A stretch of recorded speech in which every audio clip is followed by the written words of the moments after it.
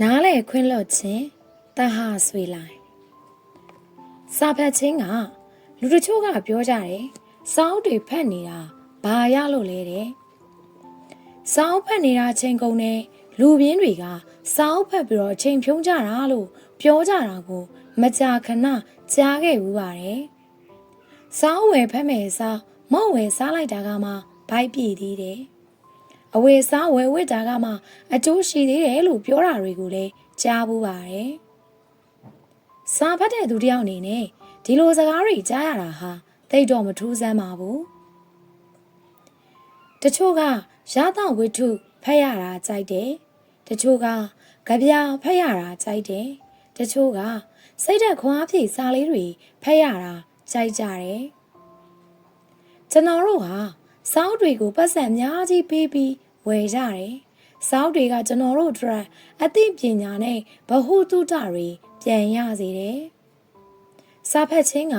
ပတ်စံမရပေမဲ့ပတ်စံရှာလို့ရမယ့်အတွေးခေါ်တွေကိုဖြစ်ပေါ်စေပါတယ်စာဖတ်ခြင်းကချင်းကုန်ပေမဲ့ကုံသွားတဲ့ချိန်ထက်ပိုကျိုးရှိတဲ့အသည့်တရားတွေကိုရစေတယ်စာဖတ်ခြင်းကဘဝအတွက်ရှောင်ရမယ့်လမ်းတွေကိုလမ်းပြပေးတယ်စာဖတ်ခြင်းကအတွေးခေါ်တွေပြောင်းလဲစေပြီးစိတ်ရောကိုယ်ပါတည်ငြိမ်လာစေတယ်ရင့်ကျက်လာစေတယ်ဖက်ခဲ့မှုတွေစာရီကြောင့်ပဲဘဝရဲ့အကောင်းဆိုးတွေကိုခွဲခြားသိမြင်လာပြီးခွင့်လွတ်တဲ့အရာကိုခွင့်လွတ်လိုက်တယ်ဆွန့်လွတ်တဲ့အရာတွေကိုဆွန့်လွတ်ရဲလာတယ် Touch with nature ကျွန်တော်တို့ဟာတနေ့တာကိုအလုပ်သွားလိုက်အိမ်ပြန်လိုက်နဲ့ကုံဆုံးနေကြတယ်မနေ့အိမ်ရချတာနဲ့ရေချိုးအဝယ်စားလဲပြင်ဆင်မနက်စာစားပြီးထမင်းညိုင်ဆွဲကလုပ်ငန်းခွင်စီကိုသွားကြတယ်ညနေအလုပ်ကနေအိမ်ပြန်ရောက်လာရင်နေဝင်လို့မိုးချုပ်ကာစားပြုတ်နေပြီတနေ့တာကိုအလုပ်တွေလုပ်ရင်းလဲပတ်နေကြပြီးတဘာဝနဲ့ထိတွေ့ဖို့ကိုမေ့နေကြတယ်တပတ်တစ်ခါတော့တဘာဝအရသာနဲ့မထိတွေ့ဖြစ်ဘူးတပတ်တစ်ခါကနေပါသေးတယ်တလတစ်ခါလေးလတစ်ခါလောက်တောင်မှတဘာဝတရားနဲ့မထိတွေ့ပြကြဘူးရီမန်းချက်အိမ်မက်တွေအတွက်စူးစားရင်မနေ့ဖန်မှာပို့တော်ဖို့အတွက် study and learning ကိုလုပ်ရင်းအချိန်တွေကုန်နေကြရတယ်ကျွန်တော်တို့ဟာလူသားပြီးလောဘတော့ရှိကြတယ်ကျွန်တော်တို့လိုချင်တာတွေပိုင်ဆိုင်ချင်တာတွေအတွက်ကိုယ်စိတ်ကိုယ်တော်အနာမပေးကြဘူးစက်ပစ္စည်းတစ်ခုတော့အသုံးပြုတာများရင်ပျက်စီးယိုယွင်းကြတယ်လေအနာပေးပြီးစနစ်တကျသုံးမှရေရှည်ကောင်းတာကျွန်တော်တို့စိတ်ဟာလဲထိုနည်းတူပါပဲအလုံးလုံးချိန်လုံးနားချိန်တန်နားရမယ်လေကျွန်တော်တို့စိတ်ပန်းဖြေဖို့ပင်လေပင်စီကိုခီးဆန့်လို့ရတယ်ပြီးတော့တောင်နှမ်းတွေစီကိုလည်းတွားလို့ရတယ်ကိုပေးသလောက်ပြန်မရတဲ့အခါ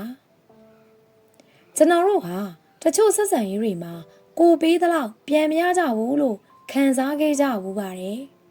ကိုဘက်က100%အပြည့်ပေးနေပေမဲ့ပြန်ရတာက90%လောက်ပဲရှိတာမျိုးပေါ့ကိုကခက်ခဲရီကြားကကူညီပေးလိုက်ပေမဲ့ဝိကြည်တန်းကြီးကျေးဇူးပါဆိုတဲ့စကားတစ်ခွန်းဟာလုံလောက်မှုမရှိဘူးလို့ခံစားမိကြတယ်မဟုတ်လားငါကကူညီပေးလိုက်လို့ပတ်စံတွေအများကြီးပေးရမယ်လက်ဆောင်တွေပေးရမယ်လို့မဆိုလိုပါဘူးဝမ်းသာအားရစွာနဲ့ကျေးဇူးတင်လိုက်တာကျေးဇူးများကြီးတင်ပါတယ်ဆိုတဲ့ရေထဲကလာတဲ့စကားတစ်ခွန်းနဲ့တင်ကြည်နပ်တတ်သူမျိုးပါ relationship တစ်ခုမှာကိုကအများကြီးချစ်ပြီးဂရုစိုက်ပေးနေပေမဲ့တစ်ဖက်လူစီကတုံ့ပြန်မှုမရတဲ့အခါကျွန်တော်တို့ဝမ်းနည်းခဲ့ဘူးကြပါတယ်ကိုယ့်ဘက်ကအစစရရဂရုစိုက်ပေးနေပေမဲ့တစ်ဖက်လူကမထီမဲ့မြင်ပြတဲ့အခါကျွန်တော်တို့ဟာငါဘာလို့များလူစိမ်းတယောက်ကိုဂရုစိုက်ပေးနေရတာလဲလို့တွေးမိခဲ့ကြဘူးတယ်မဟုတ်လား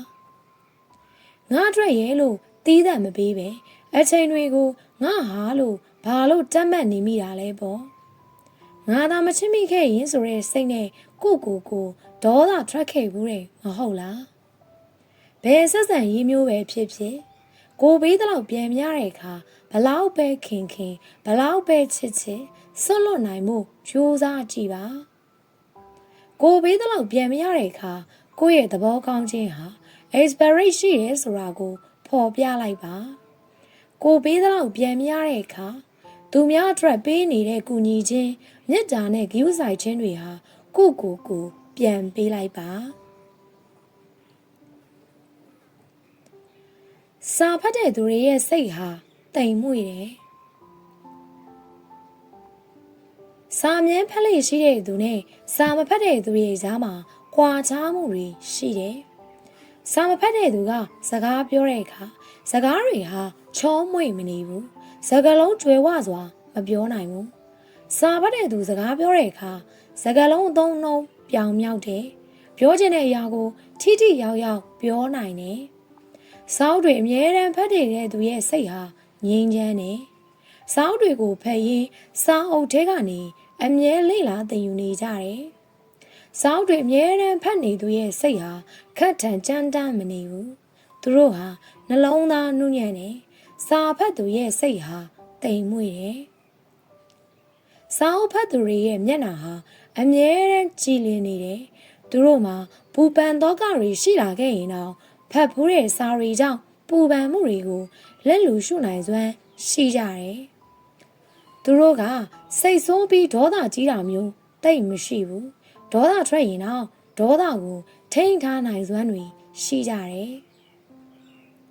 စကားပြောရင်လေလေတံအေးအေးနဲ့ရင်ကြီးပြောရသေးတယ်ကိုနှုတ်အမူအရာဟာလည်းတိမ်မွေ့တယ်ခက်ထန်ကြမ်းတဲ့စိတ်တွေရဲ့စန့်ကျင်ဘက်မှာရှိနေတဲ့တိမ်မွေ့တဲ့စိတ်ကလေးကိုပိုင်ဆိုင်ထားကြတယ်တကယ်ပါစာဖတ်တဲ့သူတွေရဲ့စိတ်ဟာတိမ်မွေ့တယ်မေးတဲ့အရာကိုမေ့ပြလိုက်ကျွန်တော်တို့ဟာတနေ့ပြီးတနေ့အဖြစ်အပျက်တွေအများကြီးနဲ့ကြုံရတယ်ဆိုင်ကယ်မောင်းရင်ရှေ့ကခွေးတစ်ကောင်ဖြတ်ပြေးသွားတာမျိုးဆိုအယမ်းစိတ်တူကြတယ်ဒီဟာကိုအိမ်ရောက်တဲ့အထိမမေ့ဘဲနဲ့ဒေါသတွေထွက်နေတတ်တယ်ဈေးဆိုင်မှာဈေးဝယ်ရင်းနဲ့ဈေးရောင်းသူနဲ့ဆက်ဆံရေးအဆင်မပြေတာကိုစိတ်မကြည်မနှက်ဖြစ်ပြီးစိတ်တွေတိုးနေတတ်ကြတယ်အလုံးမှာတယောက်နဲ့တယောက်စကားများတဲ့အခါတရက်ကနေတစ်ပတ်တိုင်အောင်မမေ့တတ်ကြဘူးအမြဲတမ်းမကြည်မနှက်ဖြစ်နေတတ်တယ်ဒီလိုသေးဖွဲကိစ္စလေးတွေပေါ်မှာမကြည်မနှက်ဖြစ်နေသေးပြီးစိတ်ညစ်နေရအောင်မှာပါပဲဒီတော့ခွင့်လွတ်တဲ့အောင်ကိုခွင့်လွတ်လိုက်မေ့တဲ့အရာကိုမေ့ပြစ်လိုက်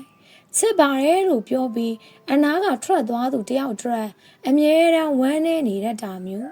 ကိုယ်ပေါ်မကောင်းတဲ့တငယ်ချင်းတွေကိုသတိရနေတတ်တာမျိုးဘသူကိုမှလည်းတိတ်မဆွဲလန်းမိစေနဲ့ဘသူကိုမှလည်းတိတ်မယုံမိစေနဲ့အလိန်ခံရတယ်ဆိုတာကလည်းကိုအားလို့ပဲသဘောထားလိုက်သင်ခန်းစာယူလိုက်ပြီးရင်အဲ့ဒီကိစ္စကိုမေ့လိုက်အညိုးတွေဒေါသတွေအာဃာတတွေဟာစိတ်ကိုပူလောင်စေတယ်ဘဝမှာအေးအေးချမ်းချမ်းနဲ့ပျော်ပျော်လေးနေခြင်းရင်တော့ပစ္စည်းဥစ္စာဖြစ်ဖြစ်ဒေါသထွက်စရာကိစ္စမျိုးပဲဖြစ်ဖြစ်ဘယ်ဟာကိုမဆိုမဆွဲလန်းအောင်နေဘဝမှာစိတ်အေးအေးချမ်းချမ်းနဲ့ပျော်ပျော်နေခြင်းရင်မေ့တဲ့အရာတွေအားလုံးကိုမေ့ပြလိုက်မေတ္တာဖြင့်နေထိုင်ခြင်းလောဘတွေများလာတဲ့ခေတ်မှာမေတ္တာထားတဲ့သူတွေရှားပါလာတယ်။တယောက်ပေါ်တယောက်မေတ္တာထားပြီးပြောဆိုဆက်ဆံရမယ့်အစားဒေါသတွေပိုများလာတယ်။တယောက်ကိုတယောက်သီးခံမနေကြတော့ဘူး။ငါဆိုတဲ့မာမာနတွေဒေါသတွေနဲ့ပိုဆက်ဆံလာကြတယ်။နားလေပေးရမယ့်မေတ္တာထက်မနာလိုမှုတွေပိုများလာတယ်။မနာလိုစိတ်တွေများနေတဲ့သူဟာဘယ်သူပေါ်မှာမှမေတ္တာမထားနိုင်ကြဘူး။မနာလိုစိတ်တွေဖုံးလွှမ်းနေကြတာနေ့ရက်တိုင်းစိတ်အေးချမ်းခြင်းမေတ္တာတရားနဲ့ရှင်သန်နေထိုင်ပါမေတ္တာတရားရှိထားပြီးတိမ်တိမ်မွေ့မွေ့လေးပြောဆိုဆက်ဆံပါမေတ္တာတဲ့ရှိသူဟာရင်ကြီးတိမ်မွေ့ပြီးမျက်နာကအကြည်တဲ့အပြည့်ရှိပါတယ်မေတ္တာနဲ့အတူရှင်တွဲနေထိုင်ခြင်းကပူပန်သောကတွေနဲ့ဝေးကွာသွားပါလိမ့်မယ်တောကတွေကိုမေတ္တာနဲ့ အနာယူနိုင်သွားတာမျိုးပေါ့ဒေါသကိုဒေါသနဲ့မတုံ့ပြန်ပါနဲ့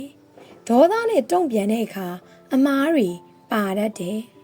ကို့အပေါ်မေတ္တာနဲ့မဆက်ဆံတဲ့သူတွေကိုလည်းကိုယ့်ဘက်ကမေတ္တာနဲ့ပဲတုံ့ပြန်လိုက်ပါစိတ်အေးချမ်းခြင်းရင်မေတ္တာနဲ့နေထိုင်ရှင်သန်ပါအသေးအဖွဲကိစ္စလေးတွေကိုခွင့်လွှတ်လိုက်ပါနေတိုင်းမိနစ်ပိုင်းလေးပဲဖြစ်ဖြစ်တရားထိုင်ပါနားလေခွင့်လွှတ်ခြင်းကျွန်တော်တို့ဟာတနေ့ပြီးတနေ့အလုံးလုံးပြီးတငယ်ချင်းမိတ်ဆွေတွေနဲ့အတူသွားလာရှင်သန်နေကြတယ်လူဆိုတာအမားနဲ့မကင်းကြဘူးအမြဲတမ်းမှန်နေတဲ့သူဆိုတာမရှိသလောက်ပါပဲကျွန်တော်တို့ ਨੇ ရင်းနှီးဆက်နွယ်နေတဲ့သူတွေကြားမှာမတော်တဆပြောမိတဲ့ဇကားအမားလေးတွေရှိတယ်တခါတလေအလုံးနဲ့ပတ်သက်ပြီးဆုံးဖြတ်ချက်မှားတာမျိုးလေးတွေလည်းရှိခဲ့ကြဘူးတယ်ဘာမဟုတ်တဲ့ကိစ္စလေးတွေကိုအပြစ်ဖွေပြီးအပြစ်တွေမတင်ကြလို့သာဒီနေ့ထိခင်မင်မှုမပြတ်ကြတာမဟုတ်လားတယောက်ယောက်ကကိုကိုမထီမဲ့မြင်ပြောတဲ့အခါစကားကိုခနဲ့ပြီးပြောတဲ့အခါစိတ်ထဲမှာမကြေမနက်ဖြစ်နေတတ်ကြတယ်ငါ့ကိုဒီလိုပုံစံဆက်ဆံရမလားဆိုပြီးဒေါသတွေထွက်ရင်စိတ်ထဲမှာအမြဲပူလောင်နေတတ်ကြတယ်စိတ်ထဲမှာပူလောင်နေမဲ့အစားသူတို့ရဲ့ပင်ကိုပုံစံကိုကဒီလိုပုံစံပါလားဆိုပြီးနားလေပေးလိုက်တာစိတ်အေးချမ်းပါတယ်လူတို့ချို့ကကိုယ့်ကိုတမင်ရည်ရွယ်ပြီးစိတ်သောကဖြစ်အောင်လုပ်တတ်ကြတယ်လူတို့ချို့ကသူတို့ဒေါသထွက်တိုင်းအော်ငေါက်တတ်ကြတယ်ဒီလိုအသေးဖွဲကိစ္စလေးတွေကိုလိုက်ပြီးတော့ခံစားနေရင်ပင်မရမှာကကိုယ့်စိတ်ပဲမဟုတ်လားဒါကြောင့်လှပအေးချမ်းနေတဲ့ကိုယ့်စိတ်ကိုအသေးဖွဲကိစ္စလေးတွေကြောင့်နေတော့ညှဉ်းနှွမ်းမခံပါနဲ့သီးခံနိုင်သမျှနားလေသီးခံပြီးခွင့်လွှတ်တဲ့အရာကိုခွင့်လွှတ်လိုက်ပါနားလေမှုလွဲသွားတာလေးတွေအပေါ်ယံကိစ္စလေးတွေကိုအရေးတယူလုပ်နေမယ်စားမေတ္တာရှိထားပြီးခွင့်လွှတ်ပေးလိုက်ပါနားလေခွင့်လွှတ်ပေးနိုင်သူဟာစိတ်ထားမြင့်မြတ်ပြီးနှလုံးသားလှသူပဲဖြစ်ပါတယ်နားလေနိုင်တာကိုနားလေပေးလိုက်တာကဒေါသတွေပပျောက်စေပြီးခွင့်လွှတ်နိုင်တာကိုခွင့်လွှတ်ပေးလိုက်တာကတော့စိတ်အေးချမ်းစေပါတယ်ဆရာဆရာမတွေကိုကျေးဇူးတင်တဲ့အကြောင်းပြောပြရဲ့လားမူဂျိုကျောင်းသားဘဝကနေဘွဲရတဲ့အထိသင်ကြားပြသပေးခဲ့တဲ့ဆရာဆရာမတွေကိုတက်ခါတလေသတိရမိပါတယ်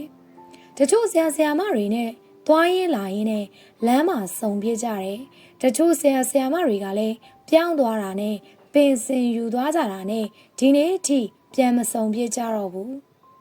မူဂျိုကလေးဘဝကနေစပြီးတော့ဝါလုံးကိုဝိုင်းအောင်ရေးတတ်စေဖို့ဆရာဆရာမတွေကသင်ကြားပြသပေးခဲ့တယ်တပည့်တွေကိုသားသမီးအရင်အဖွဲစိတ်ထဲမှာထားပြီးစိတ်ရှည်ရှည်နဲ့ပညာတွေသင်ပေးခဲ့တယ်ချောတဲ့အခါချောပြီးစူတဲ့အခါစူရဲဆိုတာတပည့်တွေကိုလမ်းမမရောက်စေဖို့အတွက်ပါကျွန်တော်တို့ဒီနေ့ဒီချိန်မှာအရေးထဲမှာနေပြီးတော့ပတ်စံရှာနိုင်တာမိဘနဲ့ဆရာဆရာမတွေရဲ့ကျေးဇူးကြောင့်ပါမိဘနဲ့တော့အနည်းငယ်ရှိနေတာဖြစ်တဲ့အတွက်မကြာခဏဆိုသလိုမိဘကိုကျေးဇူးတင်တဲ့အကြောင်းပြောပြကြတယ်လမ်းမှာဆရာဆရာမတွေနဲ့တွေ့တဲ့အခါမင်္ဂလာပါဆရာမင်္ဂလာပါဆရာမဆိုပြီးနှုတ်ဆက်ဖြစ်ကြရဲ့လားတချို့လူတွေကကြောက်တဲ့စိတ်နဲ့နှုတ်မဆက်ရဲကြဘူးတချို့လူတွေကတော့တွေ့တဲ့နေရာမှာနှုတ်ဆက်ကြတယ်ပြောချင်တာကဆရာဆရာမတွေကိုလမ်းမှာတွေ့ရင်နှုတ်ဆက်ပါဆရာဆရာမတွေကသူတို့ရဲ့တပည့်တွေကိုအမြဲတမ်းကြိုဆိုလျက်ပါဆရာဆရာမတွေက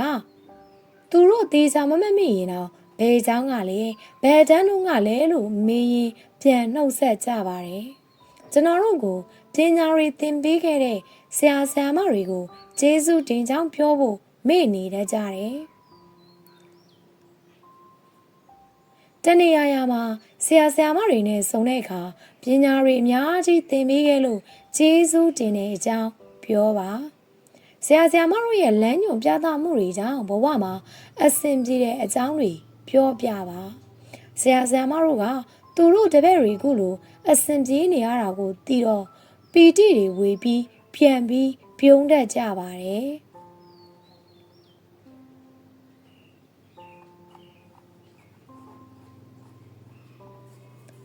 A letter to friend တငယ်ချင်းရေငါတို့နေ့စဉ်ဘဝမှာအစင်ပြေပြေနေနိုင်မှုအတွက်ပတ်စံကအဓိကပဲဘယ်ဆက်ဆံရေးမှာပဲဖြစ်ဖြစ်ငွေရှိတဲ့သူကိုပိုဦးစားပေးကြတာပဲမဟုတ်လားပတ်စံကအရာရာကိုဖြစ်စေနိုင်တဲ့အခြေအနေမို့ပတ်စံကိုပိုရှာရမယ်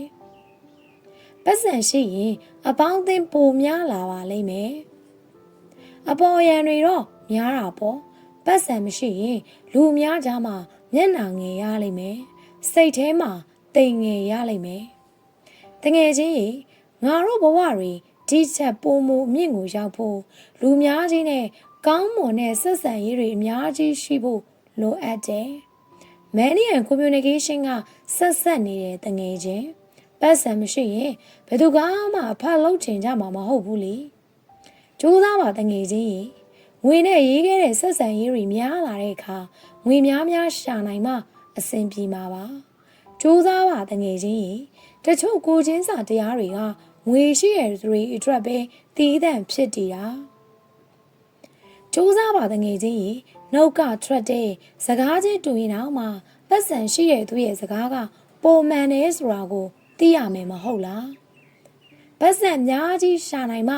ငါတို့ချစ်တဲ့သူတွေကိုပြည့်ပြည့်စုံစုံထားနိုင်မယ်မဟုတ်လားအလုပ်တွေလုပ်ပြီးပင်ပန်းနေတာသိပါတယ်ဒါပေမဲ့အားတင်းထားပါတငယ်ချင်းလေးလံတဲ့လူတစ်ယောက်ဖြစ်မရှင်တန်ပါနဲ့မပြည့်စုံတဲ့ဘဝကနေရှင်သန်ကြီးထွားလာခဲ့ရပေမဲ့ကိုဟာဘသူကိုမှတိတ်မမီကိုခဲ့ဘူးကိုဟာသူတစ်ပါးအတွက်လေးလံတဲ့လူတစ်ယောက်မဖြစ်ချင်ဘူး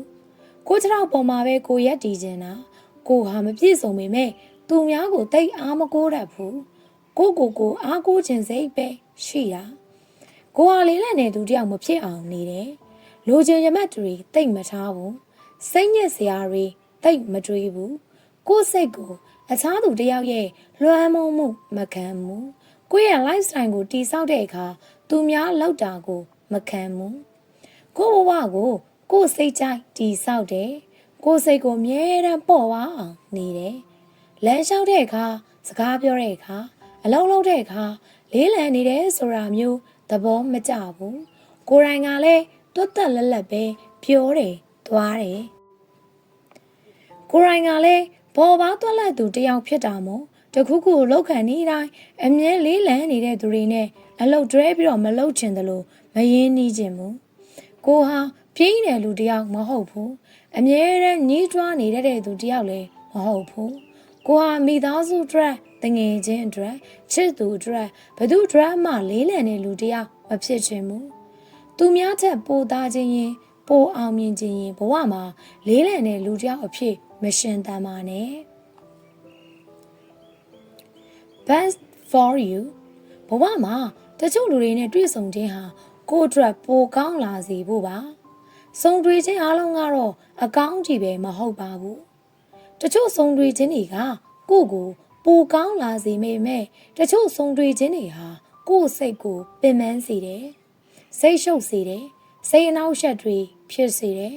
ကိုယ့်အတွက်မကောင်းတဲ့အရာတွေကိုဥပက္ခပြုလိုက်ပါ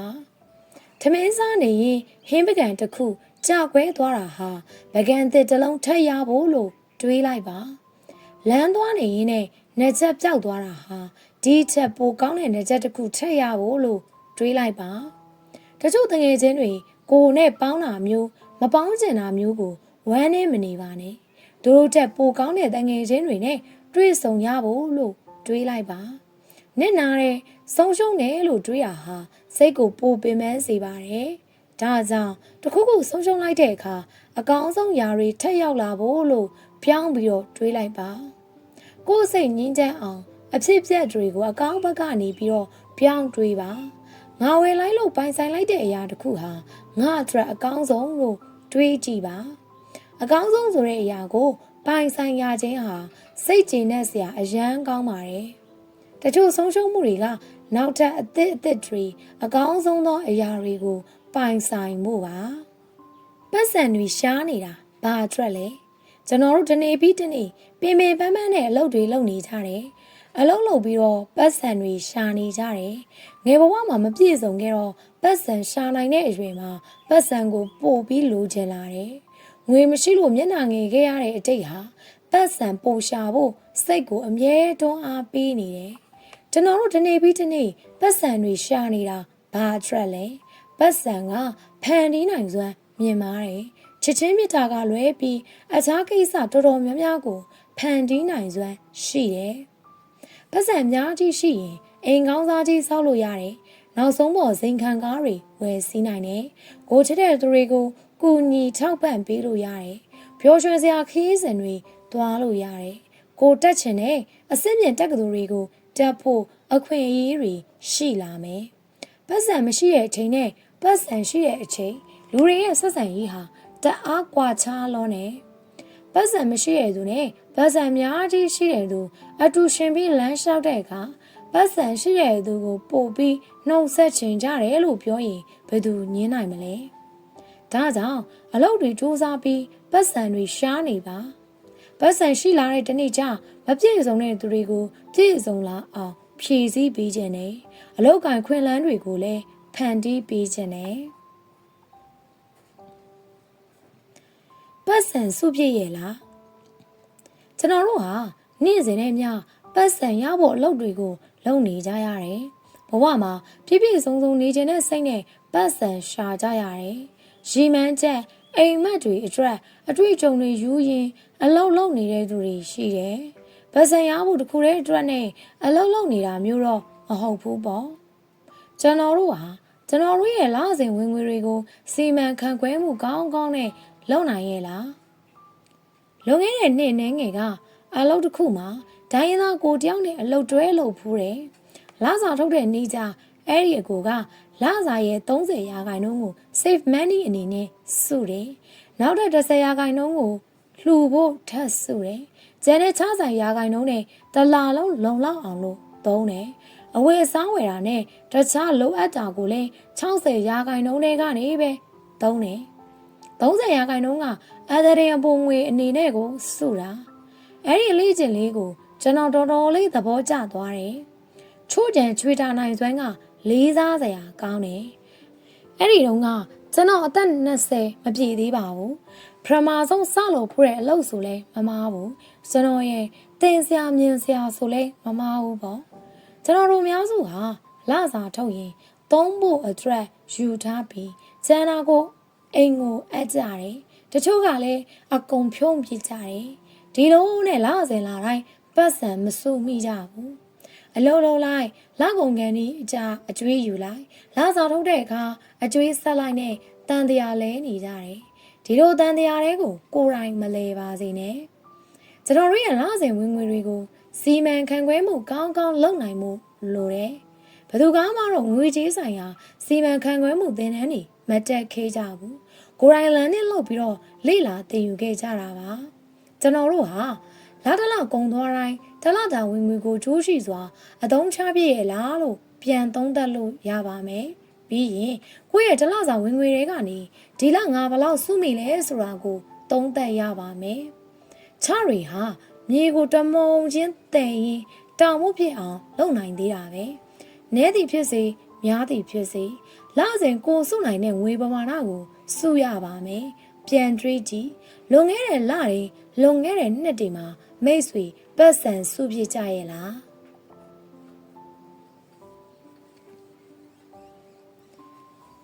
လူတွေကိုမယုံကြည်တတ်အောင်လူတွေကပဲတင်သွားပေးတာ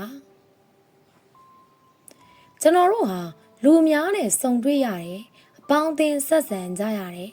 ခင်တဲ့တငယ်ချင်းတွေရှိတယ်ယုံကြည်ရပါတယ်ဆိုတဲ့သူတွေလည်းရှိတယ်ကျွန်တော်တို့ဟာလူတချို့ကိုအတိုင်းတက်အလွန်ယုံကြည်တတ်ခဲ့ကြတယ်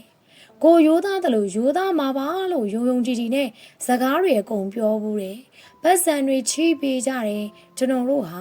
ဟန်ဆောင်မျက်နှာပုံးတွေကိုကြော်ပြီးမမြင်တတ်တဲ့အချိန်တွေရှိတယ်အပေါ်ရန်ကောင်းပြနေတာရိုးသားခြင်းအောင်ဆောင်ပြနေတာကိုရိုးသားတယ်လို့ဘာသာပြန်မှားခဲ့ကြဘူးတယ်လူတချို့ကကျွန်တော်တို့ရဲ့ရိုးသားမှုကို အသုံးချသွားရကြတယ်။နောက်ကျောကိုထိုးမဲ့ဓာတ်ချက်တွေဟာကိုယုံကြည်ရတယ်ဆိုတဲ့သူတွေစီကဖြစ်နေတာမျိုးလဲရှိကြတယ်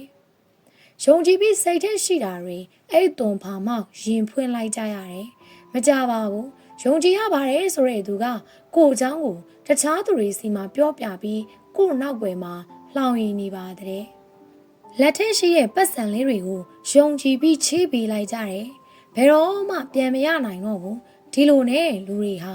ကိုမယုံတတ်ဖို့တင်ပေးသွားတာပါ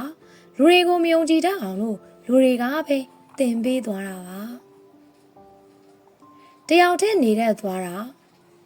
လူများကြီးနဲ့ရောနှောနှောနေတာထက်တယောက်တည်းနေထိုင်ခြင်းကပိုပြီးချိန်နဲ့စရာကောင်းပါတယ်လူလောကတွေကိုစတင်ရောက်ရှိလာတဲ့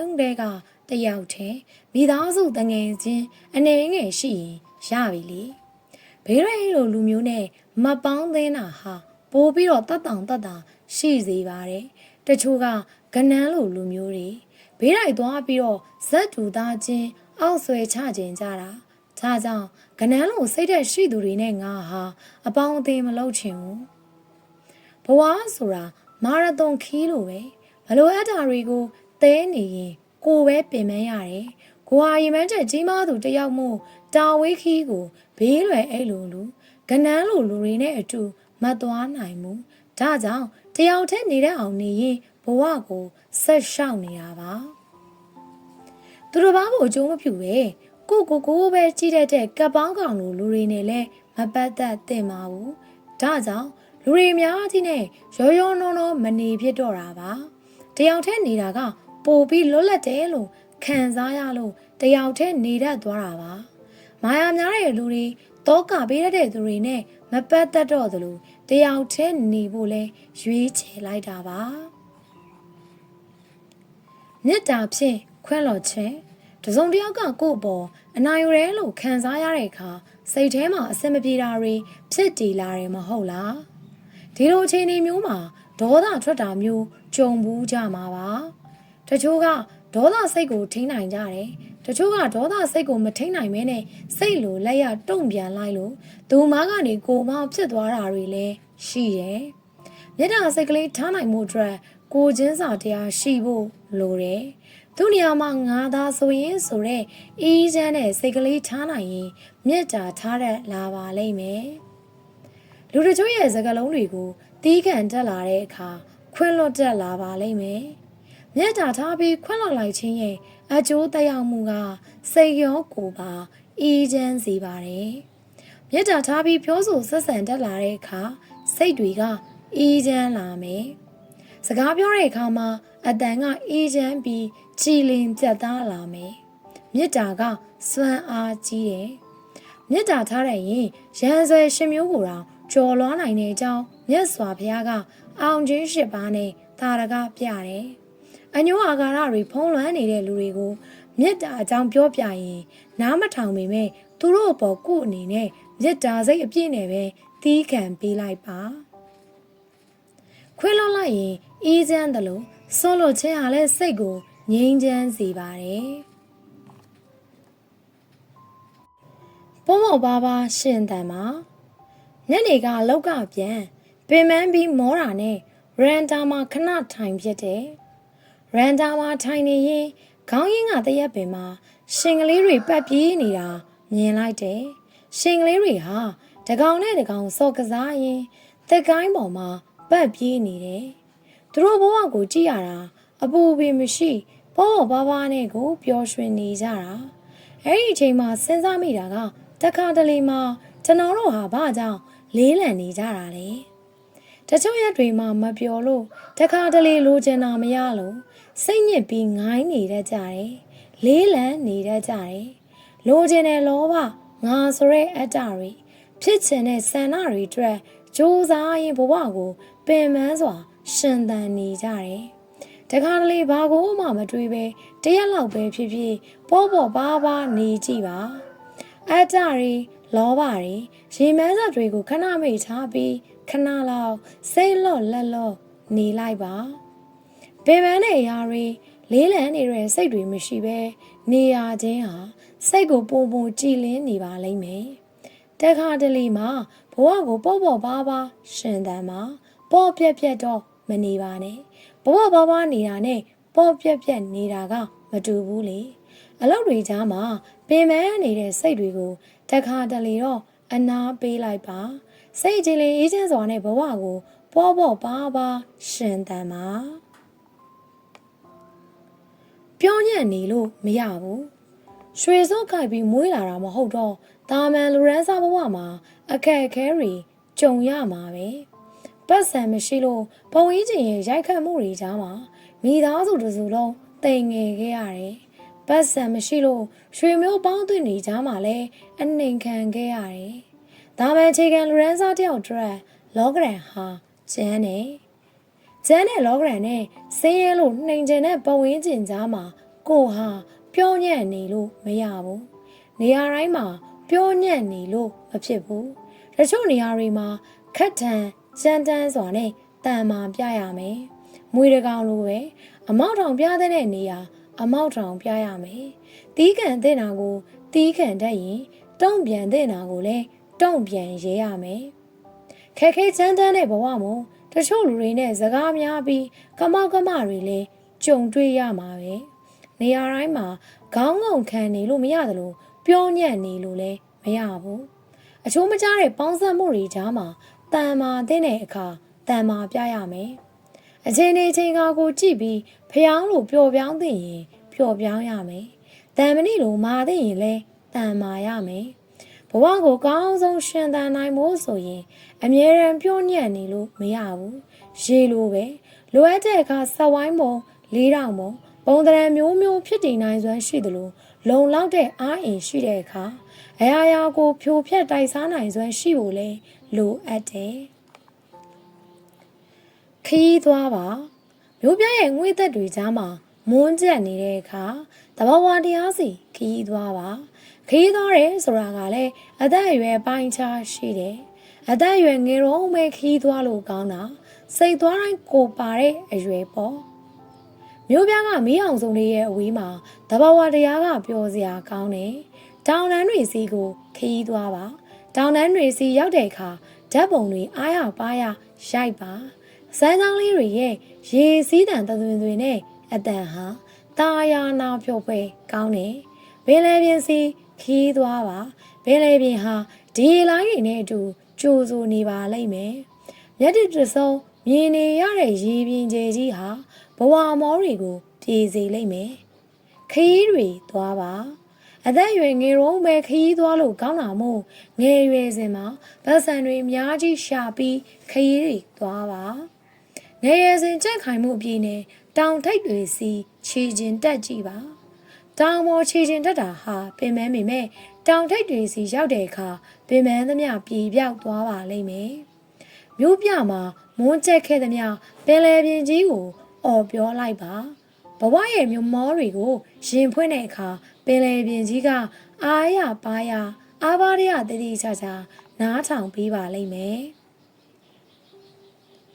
လက်ဟာမှုတွေရှိခဲ့တယ်ကျွန်တော်တို့ကိုချစ်တဲ့အပေါ်တရားရာခိုင်နှုန်းတာဝန်မကျေခဲ့ကြဘူးကျွန်တော်တို့ကိုချစ်တဲ့သူတွေအပေါ်တချို့နေရာတွေမှာလက်ဟာမှုတွေရှိခဲ့ကြတယ်မိဘကအင်ဂျီလက်လာလေးဝယ်ပေးတာကိုကျေးဇူးတင်ရမှန်းမသိတတ်ခဲ့ကြဘူးအယောင်ကမလှဘူးအသားကမကြိုက်ဘူးနဲ့ကြီးများခဲ့ကြတယ်ကိုဝစ်စီခြင်းလို့ဝယ်ပေးတာကိုဂျင်းနဲ့စွာလက်မခံခဲ့ကြတာတွေရှိတယ်ကျွန်တော်တို့ကိုယ်တိုင်ဒီနေ့အထိမိဘလိုအပ်တာတွေအကုန်မဖြည့်ဆည်းပေးနိုင်သေးဘူးကျွန်တော်တို့အနေနဲ့လှုပ်ပေးနိုင်ပါလျက်နဲ့မိဘဆန္ဒတွေကိုဖြည့်ဆည်းပေးဖို့ကျွန်တော်တို့လက်ဟာသွားတာတွေလည်းရှိတယ်ပြီးရင်တကယ်ချင်းမိတ်ဆွေတွေပေါ်မှာတာဝန်မကျေတာတွေလည်းရှိခဲ့ကြတယ်တခုခုဆိုရင်ဂျေဇုတင်ပါတယ်လို့ပြောဖို့တောင်ဝင်လေးနေတတ်တဲ့အခါတွေရှိတယ်ကျွန်တော်တို့ကောင်းစီကျွန်တော်ပြောတဲ့စကားတွေကိုတခါတလေမှနားမထောင်မိခဲ့ကြဘူးကျွန်တော်တို့လှုပ်ချင်တာကိုပဲရအောင်လှုပ်လိုက်တယ်တခါတလေမှသူတို့ရဲ့စေတနာတွေကိုအတိအမှတ်မပြုခဲ့မိကြဘူးဒီလိုလက်အောင်မှုတွေလိုအပ်ချက်တွေရှိခဲ့တယ်ပြီးရင် relationship တွေရဲ့အပေါ်မှာစိတ်မရှိခဲ့ကြဘူးအလုံးနဲ့ relationship ရှင်လာတဲ့အခါမှာအလုပ်ကိုပဲပို့ပြီးဦးစားပေးခဲ့မိတယ်ကိုယ့်ပေါ်ချလို့တီးကန်ပေးနေတဲ့သူကို စိတ်ရှိနဲ့ချိုးချိုးသားသားမပြောမိခဲ့ကြဘူး relationship မှာလဲကိုယ့်ဘက်ကလိုအပ်ချက်လက်ဟာမှုတွေအများကြီးရှိခဲ့တယ်ဒီလိုကိုယ့်ဘက်မှာလိုအပ်ချက်တွေလက်ဟာမှုတွေကိုအတတ်နိုင်ဆုံးဖြည့်ဆည်းပါအတတ်နိုင်ဆုံးကိုယ့်ဘက်ကလက်ဟာမှုတွေနဲ့အောင်လို့လုပ်ပါစိတ်ရှိသီးခံပါအနေအေးတဲ့ type တကယ်ချင်းပေါင်းတဲ့အနေနဲ့ဆိုရင်စိုင်ထိုင်ရတာချက်အိမ်မာနေရတာကိုပိုကြိုက်တယ်သူများအင်ကိုရှောက်လဲနေရတာမျိုးကိုမကြိုက်ဘူးအပြင်နေရှောက်လဲသွားနေရတာမျိုးကိုလည်းမလုပ်တတ်ဘူးအားလာပါသားလာပါစကားတွေအရေးမရအဖက်မရတဲ့စကားတွေပြောနေရတာကိုမကြိုက်ဘူးလိုအပ်တဲ့အချိန်မှာလိုအပ်တဲ့စကားအရေးပါတဲ့စကားတွေပဲပြောရကြတယ်မလိုအပ်တဲ့စကားတွေအများကြီးပြောနေရတာထက်စာအုပ်ဖတ်နေရတာကိုပိုးသဘောကျတယ်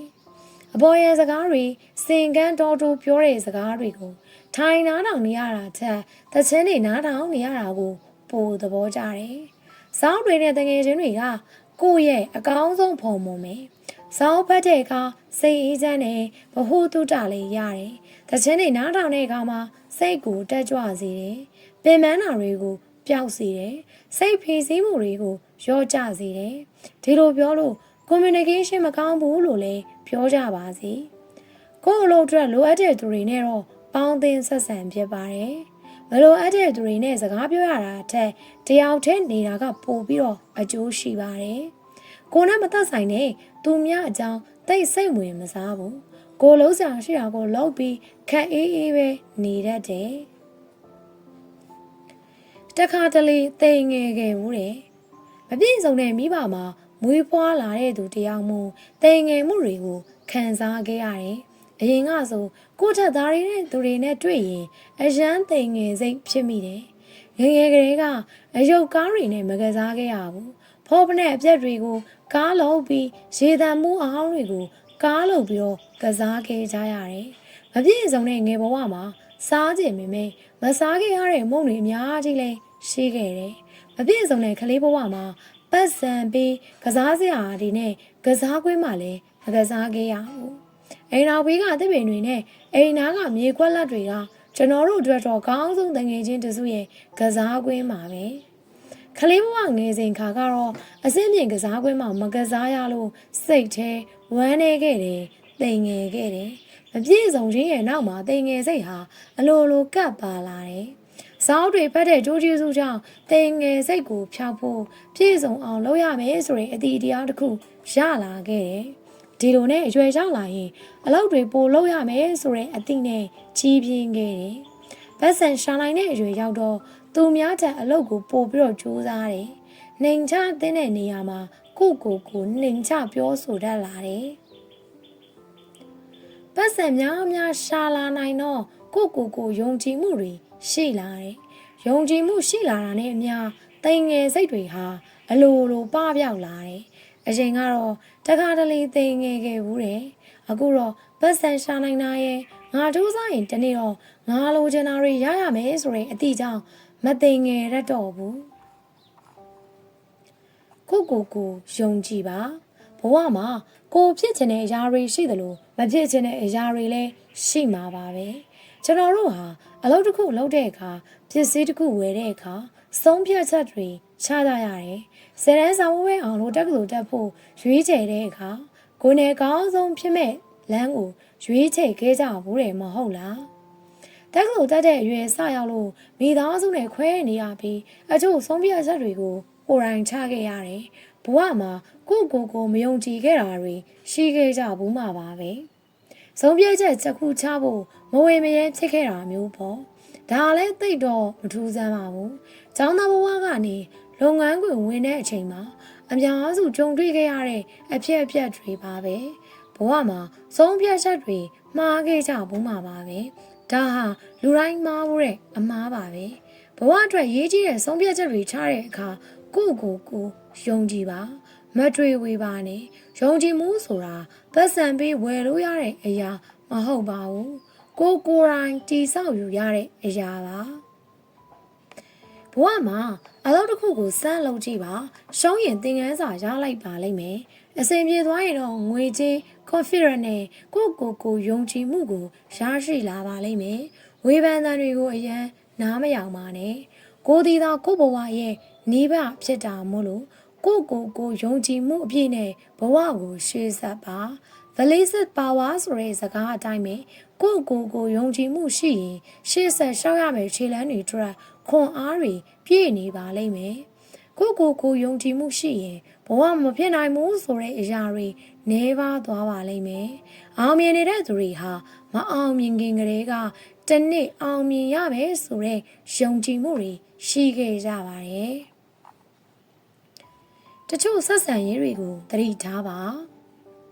တချို့ကလူများနဲ့ပေါင်းသင်းဆက်ဆံရေးကောင်းတယ်တချို့ကြတော့80ဆက်နေတတ်တဲ့တိုင်မို့လူများချင်းနဲ့မပေါင်းသင်းကြဘူးကိုကတော့ပေါင်းသင်းဆက်ဆံရေးအရန်မကောင်းတယ်လို့အရန်ညံ့တဲ့အထဲမှာလည်းမပါဘူး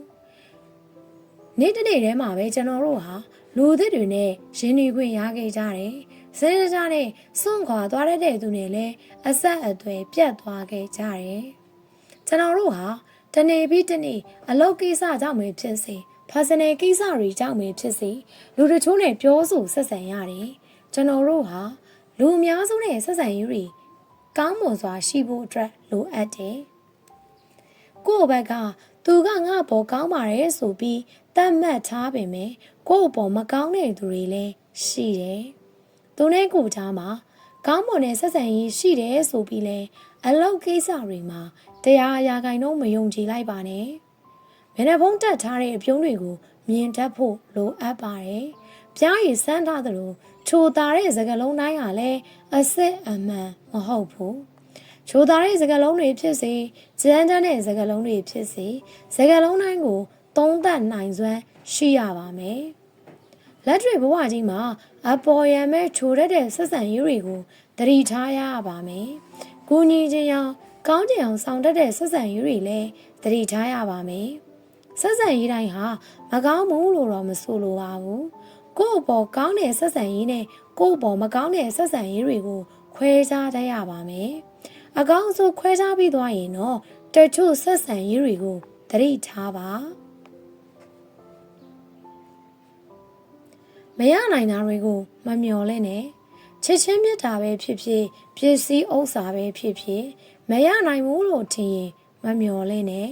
တစုံတစ်ခုကိုမျှော်လင့်ရတာစိတ်ပင်ပန်းစေပါတယ်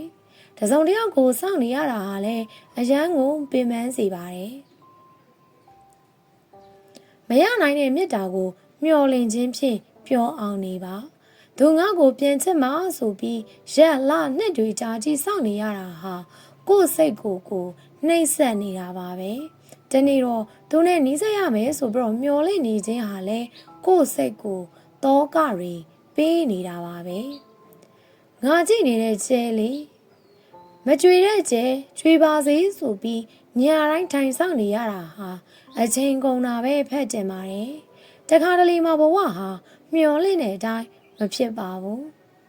ရနိုင်တဲ့အရာတွေကိုမျောလင့်နေတာဟာပြဿနာမရှိပေမဲ့မရနိုင်မှန်းသိပါလေရဲ့နဲ့မျောလင့်နေခြင်းဟာအလကားတသက်ပဲကိုမဝယ်နိုင်လောက်တဲ့အထိအတန်မိုးကြီးမားလုံးတဲ့ပစ္စည်းကိုငါပိုင်ဆိုင်ရမယ်ဆိုပြီးမျောလင့်နေတာဟာတောကဖြစ်စေပါတယ်မရနိုင်တဲ့ပစ္စည်းကိုငါလိုချင်နေတယ်ဆိုတာထက်ငါမှရှိတာလေးနဲ့အဆင်ပြေနေတာပဲဆိုပြီးဖြေသိမ့်နေလိုက်တာကပိုပြီးကျေနပ်စရာကောင်းပါတယ်ဘဝမှာဖြစ်နိုင်တဲ့အရာတွေရနိုင်တဲ့အရာတွေကိုပဲမျောလင့်မှာမျောမှန်းပါမရနိုင်တာတွေကိုမမျောလင့်နဲ့မရနိုင်တာတွေကိုမျောလင့်နေခြင်းဟာစိတ်ရောကိုယ်ပါနွမ်းလျပြီးလေးလံစေပါတယ်ဆွန့်လို့တဲ့အခါစွန့်ပစ်ရရမယ်အရာဝတ္ထုတစ်ခုကကိုယ့်အတွက်မလိုအပ်တော့ရင်ကိုယ်မသုံးကျင်တော့ရင်စွန့်ပစ်လိုက်တာအကောင်းဆုံးပါပဲအဲ့ဒီပစ္စည်းတစ်ခုကလုံးဝသုံးမရတော့ရင်တော့အမိုက်တဲ့စွန့်ပစ်လိုက်တာပေါ့ကောင်းနေသေးရင်လုံးဝသုံးဝင်နေသေးတယ်ဆိုရင်တော့လိုအပ်တဲ့သူတွေကိုပေးလိုက်ပေါ့လွန်ခဲ့တဲ့ရက်ပိုင်းကကျွန်တော်ရဲ့ vacuum table နဲ့ locker လေးရှင်းပြတယ် လော်ကာထဲမှာလွန်ခဲ့တဲ့4-5နှစ်လောက်ကကိုရမ်းကြိုက်လို့တိမ့်ထားတဲ့အရာတွေတွေ့တယ်။ပြန်စဉ်းစားကြည့်ရင်ဒီအရာတွေကိုတစ်လတကားတော့ကျွန်တော်ထုတ်မကြည့်ပြဘူး။ဒါကြောင့်ပဲအကောင်းပကတိလေးတွေပဲရှိနေသေးတယ်။အဲ့ဒီအတွက်ကောင်းတာလေးတွေကိုလိုချင်တဲ့တွေကိုပေးလိုက်ပြီးမကောင်းတာတွေကိုတော့အမိုက်ပုံးတွေကိုစွန့်ပစ်လိုက်တယ်။အဲ့ဒီအချိန်မှာတွေးလိုက်မိတာကလိုအပ်တယ်လို့ထင်ရပေမဲ့မလိုအပ်တော့တဲ့အခါငါဘာလို့များနှစ်တွေကြာကြီးသိမ့်ထားမိတာပါလဲပေါ့ဒီလိုနဲ့ဝဲခင်းတေဘယ်နဲ့လော်ကာလေးကိုတန်ရှင်းရေးလုပ်လိုက်တယ်မလိုအပ်တာတွေစွန့်ပစ်လိုက်တဲ့အခါ black space တွေအများကြီးရလာတယ်တယောက်နဲ့တယောက်ပေါင်းသင်းဆက်ဆံရေးတွေမှာလဲစွန့်ပစ်တဲ့အခါစွန့်ပစ်ရရမယ်ကိုယ်ပေါ်မကောင်းမှုထင်ရင်စွန့်ပစ်လိုက်ပါတချို့လူတွေအနားကထွက်သွားရခြင်းကသူတို့တက်ကောင်းတဲ့အရာတွေရောက်လာဖို့လဲဖြစ်နိုင်တာပဲလေကိုယ်မလိုအပ်တယ်လို့ဆက်ဆံရင်အဲ့ဒီလူရဲ့အကျင့်စရိုက်ကိုမကြိုက်ရင်ဘဝတွေကနေအပီးတိုင်စွန့်ပစ်လိုက်ပါအခုကျပိုကောင်းတဲ့နေရာတစ်နေရာကိုရောက်ဖို့ဆိုရင်တော့စွန့်လွတ်တဲ့အခါစွန့်ပစ်ရဲရပါမယ် How to resist တွိုင်းလာရင်းနဲ့ပဲဖြစ်ဖြစ်အလုံးလုံးရင်းနဲ့ပဲဖြစ်ဖြစ်တယောက်ယောက်ကကိုယ့်ကိုစကားလာပြောတာမျိုးကြုံဘူးကြမှာပါတစုံတယောက်လုံးမလာလို့လမ်းထိပ်မှာဆိုင်ကယ်စီးရန်ဖြစ်တာကောင်မလေးတယောက်ကိုကောင်လေးတယောက်နဲ့တွဲမြင်လိုက်တာစသဖြင့်ကိုယ့်ကိုလာပြောတာမျိုးကြုံဘူးကြပါလိမ့်မယ်ကျွန်တော်တို့ရဲ့ brain space ဟာအမိုက်ပုံးမှမဟုတ်တာဒါကြောင့်အရာအလုံးကိုလက်ခံဖို့မလိုအပ်ဘူးကျွန်တော်တို့ဟာမလိုအပ်တာကိုစိတ်ထဲမထားဖို့အတွက်မလိုအပ်တာတွေကိုလက်မခံနိုင်ဖို့လိုတယ်စကားတိုင်းကိုမယုံသင့်ဘူးတချို့စကားကလိမ့်လေပြောရကြတယ်တဘိုးကိုလိပ်ဖြစ်အောင်လို့ပြောရကြတယ်ကျွန်တော်တို့ဟာစကားတစ်ခုကိုကြားတဲ့အခါဖြစ်နိုင်ရဲ့လားမဖြစ်နိုင်ဘူးလားဆိုတာကိုစဉ်းစားရပါမယ်ကျွန်တော်တို့အတွက်လိုအပ်တာအကျိုးရှိတာတွေကိုပဲလက်ခံသင့်တယ်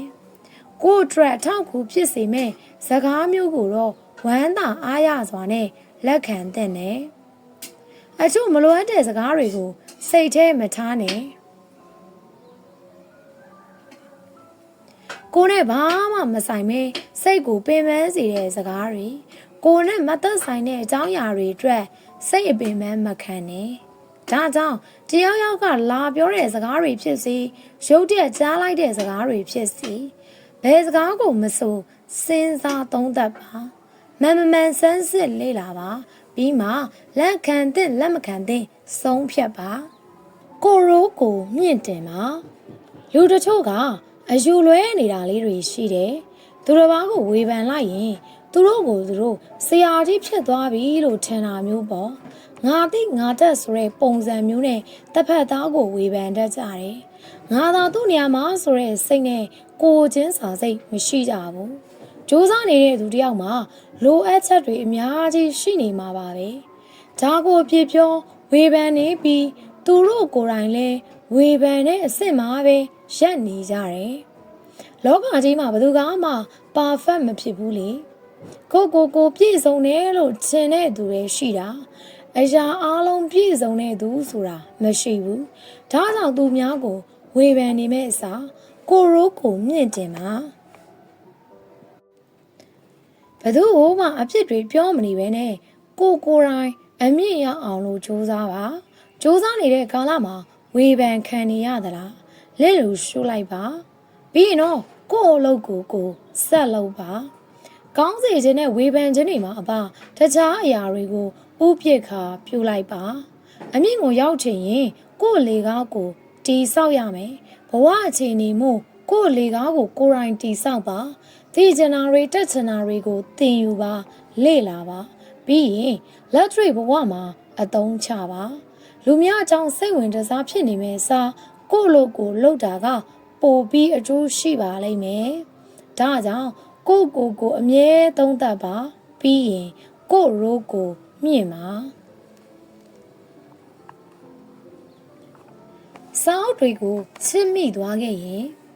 ကျွန်တော်တို့ကပထမဆုံးစာဖတ်ရတာကိုအလွန်သဘောကျခဲ့တာမဟုတ်လားပြီးမှကျွန်တော်တို့ကကိုလိုချင်တဲ့စာအုပ်တွေကိုရွေးချယ်ဝယ်ယူရင်းစာအုပ်တွေကိုချစ်တက်ခဲ့ကြတာမဟုတ်လား စာရီဖက်ပြီးတော့သဘောကျလေးစာအုပ်တွေကိုချစ်တတ်လာလေးပဲယောက်ျားလေးအများစုကြားမှာပြောရတဲ့စကားတစ်ခွန်းရှိတယ်ဘောလုံးအသင်းတစ်သင်းကိုချစ်ပြီးရင်မုန်းလို့မရဘူးတဲ့စာအုပ်တွေကိုလည်းအဲ့ဒီလိုပြောရမလို့ဖြစ်နေပြီစာအုပ်တွေကိုချစ်ပြီးရင်တော့မုန်းလို့မရဘူးစာအုပ်တွေဈေးကြီးလာရင်လည်းကိုပိုင်ဆိုင်ခြင်းတဲ့အခါဝယ်မိတော့တာပဲလေစာအုပ်တွေကိုတကယ်ချစ်လာရင်ထူတာပါတာဈေးပေါ်တာဈေးကြီးတာမသိဘူးပိုင်ဆိုင်လိုတဲ့စိတ်နဲ့မရရအောင်လို့ဝယ်ရလာပါလိမ့်မယ်စာအုပ်တွေကိုချစ်မိသွားတဲ့သူဟာရည်စားထားဖို့တော်လေးခက်ခဲသွားပြီစာရီများကြီးဖက်ပြစ်လာတဲ့အခါအချစ်ရဲ့အကောင်းအဆိုးကိုခွဲခြားသိမြင်သွားတာရဲ့ကိုဖက်ရမယ့်အချိန်ကိုတခြားသူတယောက်ကိုခွဲမပေးချင်တာကြောင့်ရဲ့စာအုပ်တွေကိုချစ်မိသွားခဲ့ရင်အပြင်သွားရမှာထက်စာအုပ်ဖက်ရမှာကိုပိုနှစ်သက်လာလိမ့်မယ်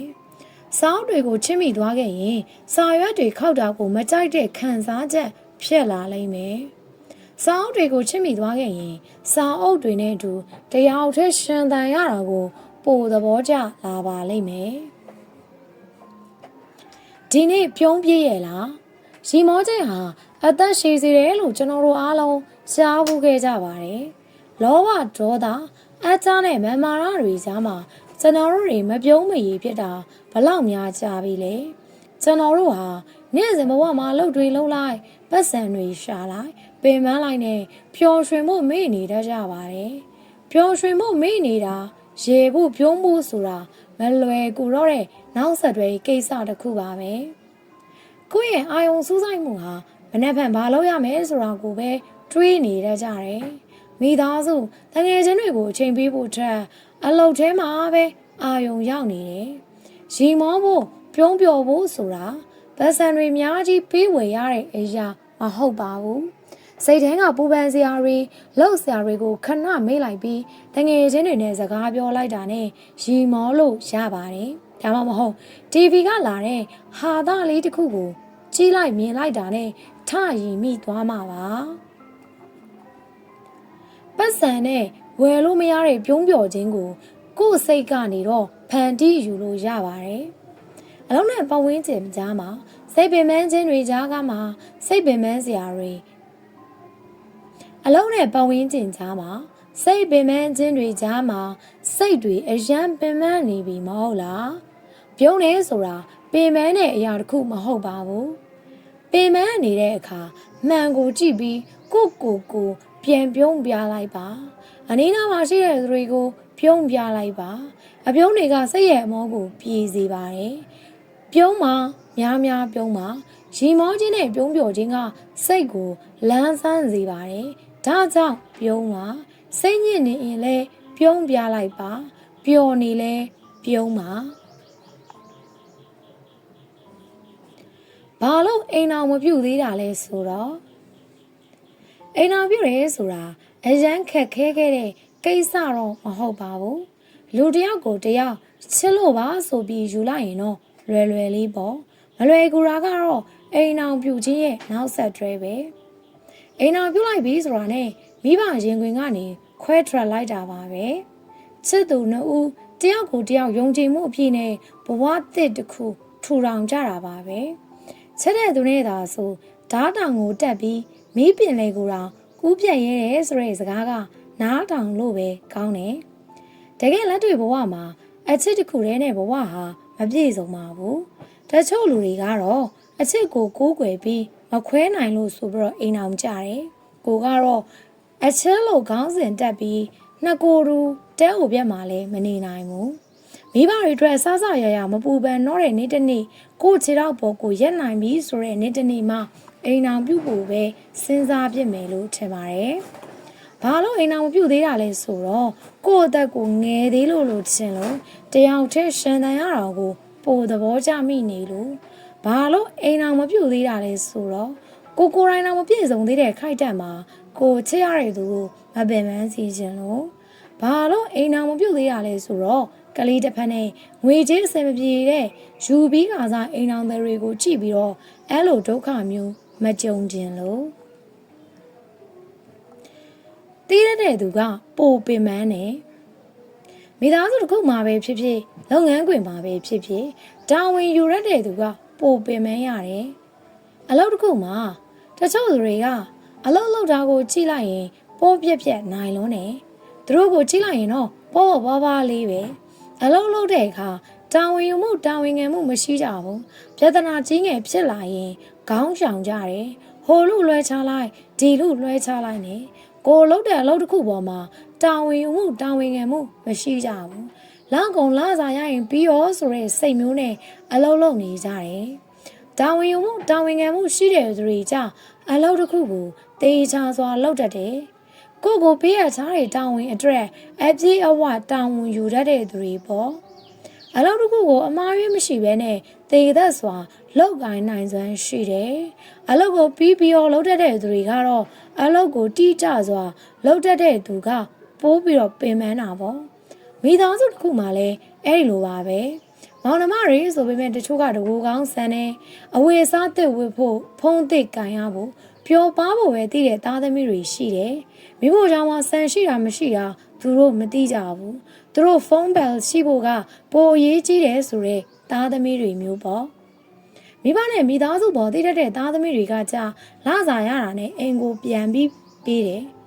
အဖေမေနဲ့မောင်နှမတွေစားဖို့မုံတစ်ခုခုဝယ်လာတယ်မိဖို့ကြောင့်မှဆန်မရှိတဲ့အခါဆန်ဝယ်ဖို့ပတ်စံရှာကြတယ်စောင်းနေရအစမပြေတဲ့အခါအိမ်ရဲ့ငွေရေးကြေးရေးအစမပြေတဲ့အခါခေါင်းခံပြီးဖြည့်ရှင်းတတ်ကြတယ်မိသားစုတာဝန်ကိုဝမ်းမြောက်စွာပခုံးပေါ်ထမ်းရင်တာဝန်ယူရကြတဲ့သားသမီးတွေပေါ့မပြောပြလိုက်တဲ့စကားတွေကျွန်တော်တို့ဟာတနေ့ပြီးတနေ့လူအများနဲ့ပြောဆိုဆက်ဆံနေကြရတယ်မိသားစုတငယ်ချင်းမိတ်ဆွေလုပ်ငန်းခွင်စတဲ့နေရာတွေမှာလူများချင်းနဲ့အဆင်ပြေအောင်ပေါင်းသင်းဆက်ဆံကြတယ်ခန္ဒီပါတွေပြည့်ဝနေတာတော့မဟုတ်ပေမဲ့တီးခံလိုက်ရတဲ့ကိစ္စတွေရှိတယ်ကိုယ်ဘက်ကတီးခံလိုက်ရပေမဲ့တပတ်လူကကြားတကောင်လိုမန်ဖီပြနေတာမျိုးကိုလည်းကြုံခဲ့ရဘူးတယ်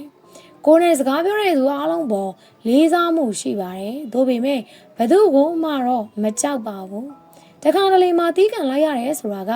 အခြေအနေအကြောင်းမျိုးမျိုးကြောင့်ပါ။တီးကန်လိုက်တဲ့ဆိုတိုင်းကြောက်လို့ပြန်မပြောရလို့တော့မချင်စေချင်ပါဘူး။အလုံးအစင်ပြေစေဖို့အဆက်ဆံရေးကောင်းတွေမပြတ်စည်းခြင်းလို့သာတီးကန်နေလိုက်ရတာပါ။တကယ်ချင်းမိတ်ဆွေရဲ့ဆက်ဆံရေးမှာလည်းဒီတိုင်းပါပဲခင်မှုမှုမပြတ်ချင်လို့သာတီးခံလိုက်ရတာတီးခံမှုတွေရဲ့နောက်မှာမပြောပြလိုက်ရတဲ့စကားတွေအများကြီးငါတီးခံလိုက်ရင်မေတ္တာရှိထားပြီးခွင့်လွှတ်လိုက်ရင်အေးချမ်းပါတယ်ဆိုပြီးပြောချင်ပေမဲ့မပြောလိုက်တဲ့စကားတွေရှိတယ်စကားဆိုတာပြောတိုင်းကောင်းတာမဟုတ်ဘူးဆိုတဲ့အတိုင်းမပြောတဲ့စကားကိုမပြောလိုက်လို့ဘာမှတော့အကျိုးမရောက်ခဲ့ဘူးပေါ့စကားကိုစင်စင်ချင်းချင်းပြောလိုက်တာကနှစ်ဦးနှစ်ဖက်စလုံးအတွက်အကျိုးကောင်းပါစကားကိုစင်စင်ချင်းချင်းပြောလိုက်တာကနှစ်ဦးနှစ်ဖက်စလုံးအတွက်ကောင်းကျိုးဆောင်ပါတယ်ဒီလိုပါပဲတီးခံရင်နဲ့မပြောပြလိုက်တဲ့စကားတွေရှိတယ်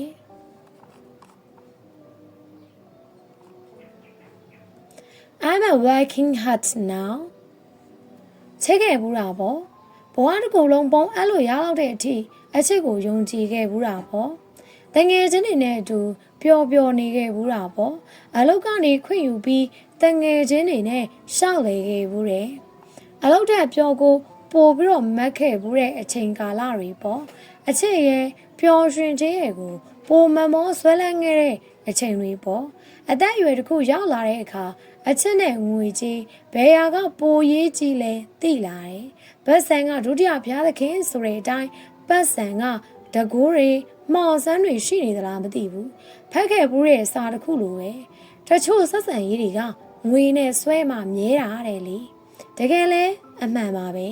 ငွေရှိမှပေါင်းကျင်တဲ့သူတွေဟာလဲများသားလားဘတ်ဆန်ဟာအရာရာဖြစ်လာစေတဲ့ခေတ်မှာပတ်စံပူရှာခြင်းမိတာအပြစ်မမြည်ဘူးမဟုတ်လားဘတ်ဆံပူရှာနိုင်မှုအတွက်အလုပ်တွေကိုရင်ကတက်ပို့ပြီးတော့လုပ်ဖြစ်လာတယ်အသက်အရွယ်တစ်ခုရောက်လာတဲ့အခါအပျော်ပါးတဲ့ချစ်ကိုဦးစားမပေးတော့ဘဲနဲ့အလုပ်တွေဘက်ကိုပဲအာယုံစိုက်ဖြစ်တော့မယ်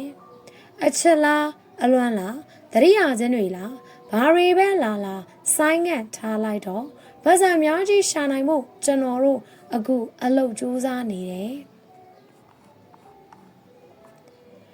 တန်မိုးမထားမိတဲ့အိယာလေးလွန်ခဲ့တဲ့ရက်ပိုင်းကအလုပ်ကိစ္စနဲ့နှစ်ညအိတ်လောက်ခရီးသွားဖြစ်တယ်မြို့လေကောင်ကဟိုတယ်ကြီးမှာတဲကိုပြစ်တယ်ဟိုတယ်ကအဆင့်မြင့်တဲကိုကန်ဖြစ်တဲ့အတွက်အဆအဆအရာရာအပြည့်စုံပါပဲဟိုတယ်ကန်ရဲ့ပြင်ဆင်ကဗရင်းမောက်မှာမြင်ရတဲ့မြင်ကွင်းတွေဟာကြည်နူးစရာအပြီးတပေလောက်အထူရှိတဲ့မှုရနဲ့အဲ့ရခင်းတွေကိုတေသက်လှပစွာခင်းထားတယ်အဲ့ကန်နီးမှုရထူကြီးပေါ်ကိုလှည့်ချလိုက်တယ်အဲကုန်းဖွင့်ထားတာမို့အေးအေးလေးပေါ့အေးတဲ့စိုက်တဲ့ကိုဟာ positive vibe တွေအပြည့်နဲ့အိတ်မယ်လို့တွေးလိုက်တယ်တကယ်တမ်းအိတ်တဲ့အခါဒေါ်တော်နဲ့အိတ်မပြောဘူးဘယ်လိုက်ညာလိုက်နဲ့အိတ်မရတဲ့ညတွေဟာတဖြည်းဖြည်းညှင့်နေလာတယ်အဲ့ဒီအချိန်မှာကိုသတိရမိဆုံးနေရာကအိမ်ရဲ့အခန်းချင်းချင်းလေးတွေကကိုရဲ့အိတ်ရာလေးပဲကိုခန်းချင်းလေးထဲမှာအဲကွန်မရှိဘူးအခန်းထဲမှာစာအုပ်နဲ့တွင်တာမန်ပြင်ကျန်းနဲ့ရိုက်ထားတဲ့ဂရင်ထက်မှာတင်ဖြူးဖြာခင်းထားတယ်။တင်ဖြူးဖြာထက်မှာအညာဆောင်မထူမပါလေးကိုအေရခင်းအဖြစ်အသုံးပြုတယ်။ညဘက်ခြုံဖို့ဖြင်းဆောင်ထူထူကလည်းဘေးနားမှာအသင့်ထားတယ်။ဟိုတယ်ကအိယာနဲ့ကို့အိတ်ခန်းကအိယာရဲ့ level ဟာစီနဲ့ရေလိုပါပဲ။ကောင်းပါရဲ့ဆိုတဲ့မှုရထက်ကနေဘာလို့တင်ဖြူးဖြာလေးပဲရှိတဲ့အိယာကိုပိုတက်မှတ်မမောမိနေတာပါလေသေချာတာတခုကတော့နေရအိယာတာအသားကျနေတဲ့အိယာလေးကိုလွမ်းနေမိတာပဲဖြစ်ပါလိမ့်မယ်သို့ပေမဲ့တင်ပြူးပြခင်းထားတဲ့ကိုပိုင်အိယာလေးကိုကြံမိုးမထားခဲ့မိဘူးခရီးထွက်ရင်ဟိုတယ်မှာတဲတဲ့အခါကားပေါ်မှာအိတ်တဲ့အခါတွေမှာကိုပိုင်အိယာလေးကိုပိုပြီးသတိရမိပါကြနေ့စဉ်အိတ်နေပေမဲ့တင်ပြူးပြခင်းထားတဲ့အိယာလေးကိုတန်မိုးမထားမိရဲ့ဘူးပြန်ဆောင်ခြင်းတဲ့တငယ်ချင်းတို့ငါတို့တငယ်ချင်းတွေငယ်စဉ်ကလေးဘဝတွေကရင်းနေနေရှိခဲ့ကြတယ်ဘဝအတွက်ပညာတွေတူသင်ယူခဲ့ကြတယ်ရံဖြတ်လိုက်ပြန်ချော့လိုက်နဲ့ငယ်ဘဝတွေကိုဖြတ်တန်းခဲ့ကြတယ်အရွယ်ရောက်လာတော့ဘဝဟာအတန်မွေးဝမ်းကြောင်းပညာတွေကိုသင်ယူရင်းတနေရာစီကွဲကွာကြရတယ်တချို့ကလည်းတောင်ဆုံကြတဲ့အခါအလုပ်တွေလုပ်ဖို့ဟိုးဝေးကြီးကမြို့ပြကြီးစီပြန်တန်းသွားတယ်တချို့ကလည်းဘွဲလွန်ပညာတွေကိုသင်ယူဖို့ကြိုးစားနေကြတယ်တချို့တငယ်ချင်းတွေကအိမ်အောင်တွေကြလို့ကလေးတွေတောင်ရနေပြီအချို့တငယ်ချင်းတွေကတော့စင်ခဲ့တဲ့ bus လို့ကြွေးကြော်ရင်းအရွေးလိုမီအပြူကြီးလူပြူကြီးတွေဖြစ်နေကြရပြီတငယ်ချင်းတို့ရေလမ်းသွားရင်ချောင်းရှိမှာအပြူနဲ့စိန်ကလေးတွေကိုမြင်ရတဲ့အခါငါတို့ငယ်ဘဝတွေကိုပြန်သတိရတယ်တရက်တော့ငါတို့အားလုံးပြန်ဆောင်ခြင်းတဲ့တငယ်ချင်းတို့ရေပြန်ဆောင်ကြတဲ့အခါနှွေးထွေးတဲ့အပြုံးတွေကိုစီနဲ့ငယ်ဘဝအကြောင်းတွေကိုပြောရင်းရီမောခြင်းနဲ့ပြန်ဆောင်ကြတဲ့အခါအပြန်အလှန်ကိုကြီးဖေးမခဲ့မှုတွေအကြောင်းတွေပြောကြမယ်ပြန်ဆောင်ကြတဲ့အခါငါတို့ကိုပညာတွေသင်ပေးခဲ့တဲ့ဆရာဆရာမတွေကိုအတူတူသွားကြောကြမယ်ဆရာဆရာမတို့ပေါ်စိုးခဲ့သမျှဝင်ချတောင်းပန်ကြမယ်ဘယ်ချင်းတွေရဲရောက်ရောက်ငါတငယ်ချင်းတို့ရေပြန်ဆောင်ကြမယ်နေ့ရောက်ရင်တော့ငါတို့အရင်လိုတငယ်ချင်းတွေပဲနော်စာအုပ်ကိုချစ်တဲ့တငယ်ချင်းတွေလိုချင်တယ်ကိုရိုင်းကစာအုပ်ကိုချစ်တတ်လို့လားမသိဘူးစာအုပ်တွေကိုချစ်ခင်တဲ့သူမျိုးနဲ့ရင်းနှီးချင်တယ်စာအုပ်တွေကိုသဘောကျပြီးစာတွေအရန်ဖတ်တဲ့တငယ်ချင်းမျိုးရှိချင်တယ်စာအုပ်တွေကိုချစ်တတ်တဲ့တငယ်ချင်းတွေနဲ့စကားတွေကြားကြီးပြောချင်တယ်ကော်ဖီဆိုင်မှာကော်ဖီလေးတောင်းရင်စာဖတ်ခဲ့ဘူးကြတဲ့စာအုပ်တွေအကြောင်းဆွေးနွေးကြသေးတယ်ဒီလိုဆွေးနွေးခြင်းဖြင့်ကျွန်တော်တို့မသိသေးတာတွေမဖတ်ဘူးခဲ့တဲ့စာအုပ်တွေအကြောင်းတွေသိလာရလိမ့်မယ်လို့ယုံကြည်တယ်ကိုလလန်းမီရဲ့စာအုပ်တွေအကြောင်းပိုသိလာလိမ့်မယ်လို့လည်းထင်တယ်စာအုပ်တွေဖတ်ပြီးမရှင်းတာလေးတွေရှိတဲ့အခါသိကျင်တာမေးကျင်တယ်တခါတလေစာအုပ်ကိုဖတ်လိုက်ပြီးဘာကိုဆိုလိုချင်မှန်းကိုနားမလည်လိုက်တဲ့စာစုမျိုးပေါ့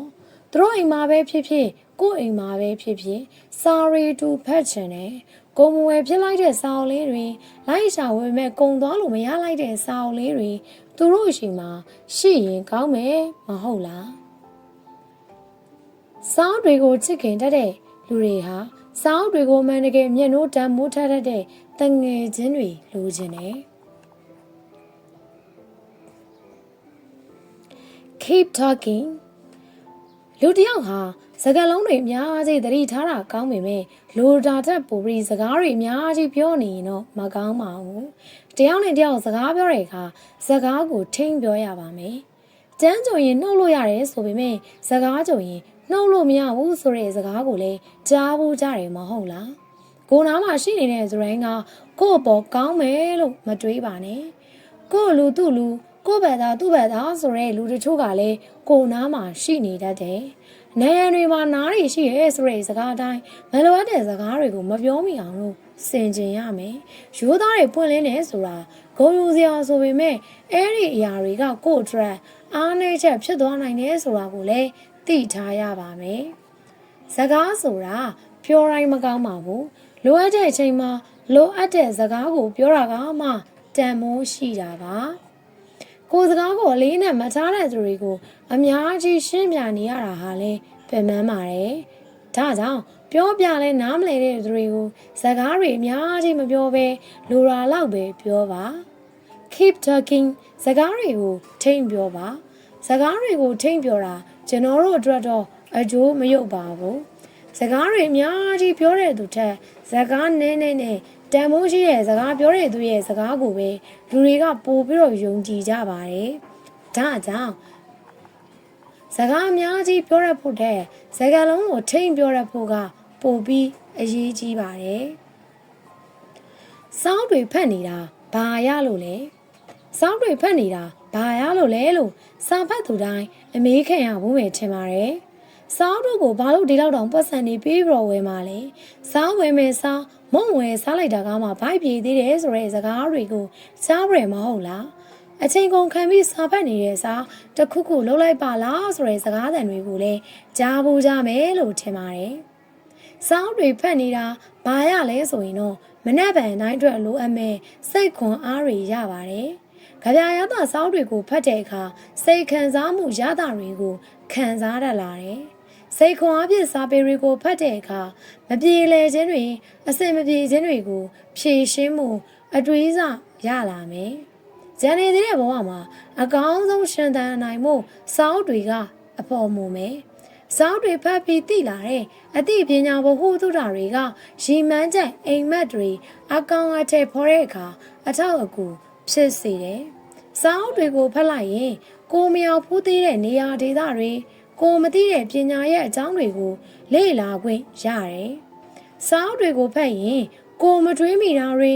ကိုမမြင်တဲ့ရှုထောင့်ကနေလေ့လာသုံးသပ်မှုတွေကိုလည်းသိမြင်ခွင့်ရတယ်။ supporting ပေးတဲ့သူတွေကရှားတယ်။ကျွန်တော်တို့ဟာတစုံတစ်ခုကိုကြိုးစားနေတဲ့အခါကျွန်တော်တို့ကို supporting ပေးတဲ့သူတွေနည်းပါတယ်။ကျွန်တော်တို့စာမွေးတစ်ခုကိုအောင်ဖြေဖို့တွန်းအားပေးတဲ့သူနဲပါတယ်။စာမဝဲအောင်တဲ့ခါကြမှာသာ congratulations ဆိုပြီးဂုဏ်ပြုတဲ့သူတွေများတာပါ။ကိုအတိမတ်ပြုပြီးဂုဏ်ပြုစကားပြောတဲ့သူတွေကိုကျေးဇူးတင်ရပါမယ်။ကိုစူးစမ်းနေတဲ့အချိန်မှာကိုယုံယုံကြည်ကြည်နဲ့ရုပ်ပိုင်းဆိုင်ရာ supporting ပေးတဲ့သူစိတ်ထဲကျနေတဲ့အခါ mental support ပေးတဲ့သူတွေကိုပို့ပြီးတော့ကျေးဇူးတင်ရပါမယ်။ကျွန်တော်တို့ကို supporting ပေးတဲ့မိသားစုနဲ့တငယ်ချင်းတချို့ဟာကျွန်တော်တို့ကိစ္စတစ်ခုမပြီးမြောက်သေးခင်ဆောင်ရွက်နေစေကာလတစ်ခုမှာကျွန်တော်တို့ပေါ်ယုံကြည်မှုပြည့်နဲ့ supporting ပေးကြတယ်။ဥပမာကျွန်တော်အေးချမ်းစွာရှင်သန်ခြင်းစာအုပ်စထုတ်တော့မယ်ဆိုတော့ကတော့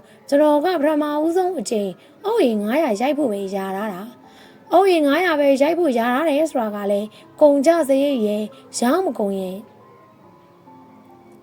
အုပ်ရင်900ပဲရိုက်ဖို့ယာထားတယ်ဆိုတာကလည်းကုန်ကြစရိတ်ရင်ရောင်းမကုန်မှာကြောက်တာရဲ့ကြောင့်အဲ့ဒီတော့ဖေနဲ့အမေကငါသာအုပ်ရီ1000ရိုက်လိုက်တယ်။ဇောင်းဆိုတာပုတ်သွားတဲ့ကုံစိမ်းမဟုတ်ဘူး။မရောင်းရရင်ဈေးထဲမှာသွားချရောင်းမယ်တဲ့။ဒီလိုစကားတစ်ခွန်းကြောင့်ပဲအုပ်ရီ900ပဲရိုက်မယ်လို့ယာထားတဲ့အေးချမ်းသာရှင်သန်ချင်းစာအုပ်က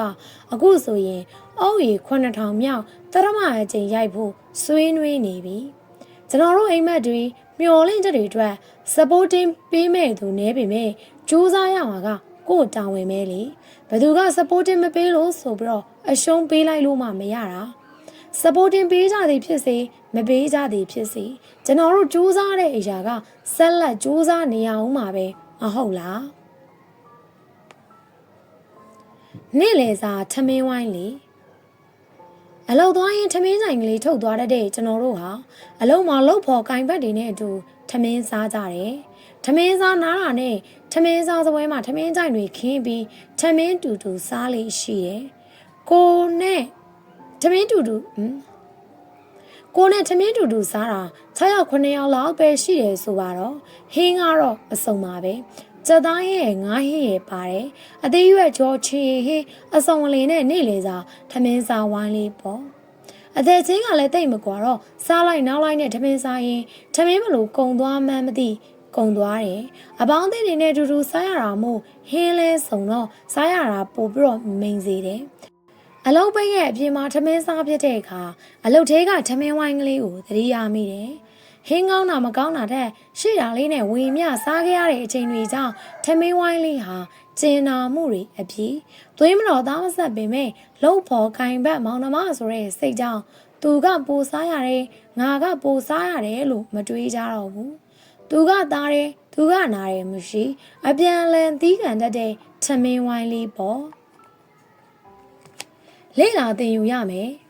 လူတချို့ကအဝေအစားအကောင်းစားတွေအဆောင်အကောင်းစားတွေနဲ့သင်မှာသင်ယူလေ့လာရတယ်လို့ထင်နေကြတယ်။ကားအကောင်းစားကြီးစီးနိုင်တဲ့သူစီကသင်ယူကားမှသာတတ်တယ်လို့ထင်နေကြတယ်။ကျွန်တော်တို့ဟာဘဝမှာကြုံရမယ့်အရာအလုံးကိုသင်တန်းတက်ပြီးသင်ယူလို့မရဘူး။သင်တန်းတက်ပြီးမှသင်ယူရတာတွေလည်းရှိပါတယ်။သင်တန်းမတက်ဘဲလေ့လာသင်ယူလို့ရတာတွေကလည်းရှိနေတတ်တယ်။အဝေးပြေးကစီးနေရင်နဲ့အဝေးပြေးကားလမ်းမပေါ်မှာမြင်နေရတဲ့ဒေသန္တရဘဟုတုတတွေကိုလေ့လာလို့ရတယ်။ဆိုင်တစ်ခုမှာဈေးဝယ်ရင်းနဲ့ဈေးရောင်းသူတွေရဲ့ဖော်ရီပြူငါတဲ့ဆက်ဆံရေးတွေကလည်းမှတ်သားဖွယ်ရာဖြစ်တယ်။တခါတလေမှာကျွန်တော်တို့ဟာစိတ်မရှိစွာပဲတုံ့ပြန်လိုက်တာတွေရှိတယ်။ငါလည်းလူတွေပေါ်ဒီလိုဖော်ဖော်ရွရွဆက်ဆံကြည့်မယ်လို့တွေးကြည့်လိုက်ပါ။စိတ်မရှိတဲ့အကျင့်ကိုဖျောက်ပြီးတော့ဖော်ဖော်ရွရွဆက်ဆံကြည့်ပါ။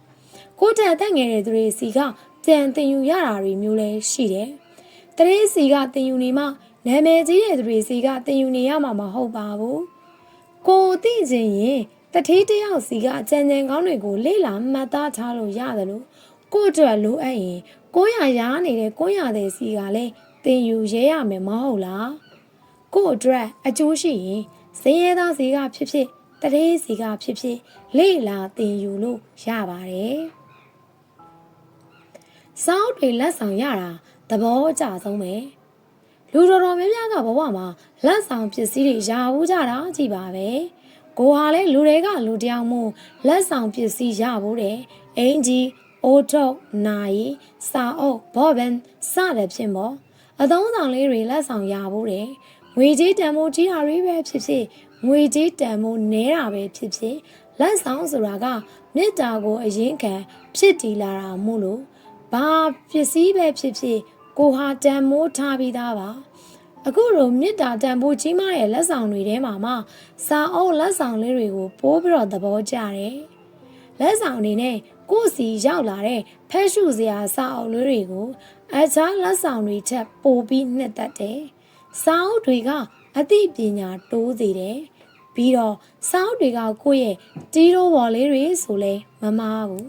စိတ်တွေမွန်းတက်တဲ့အခါစိတ်တွေပင်ပန်းတဲ့အခါ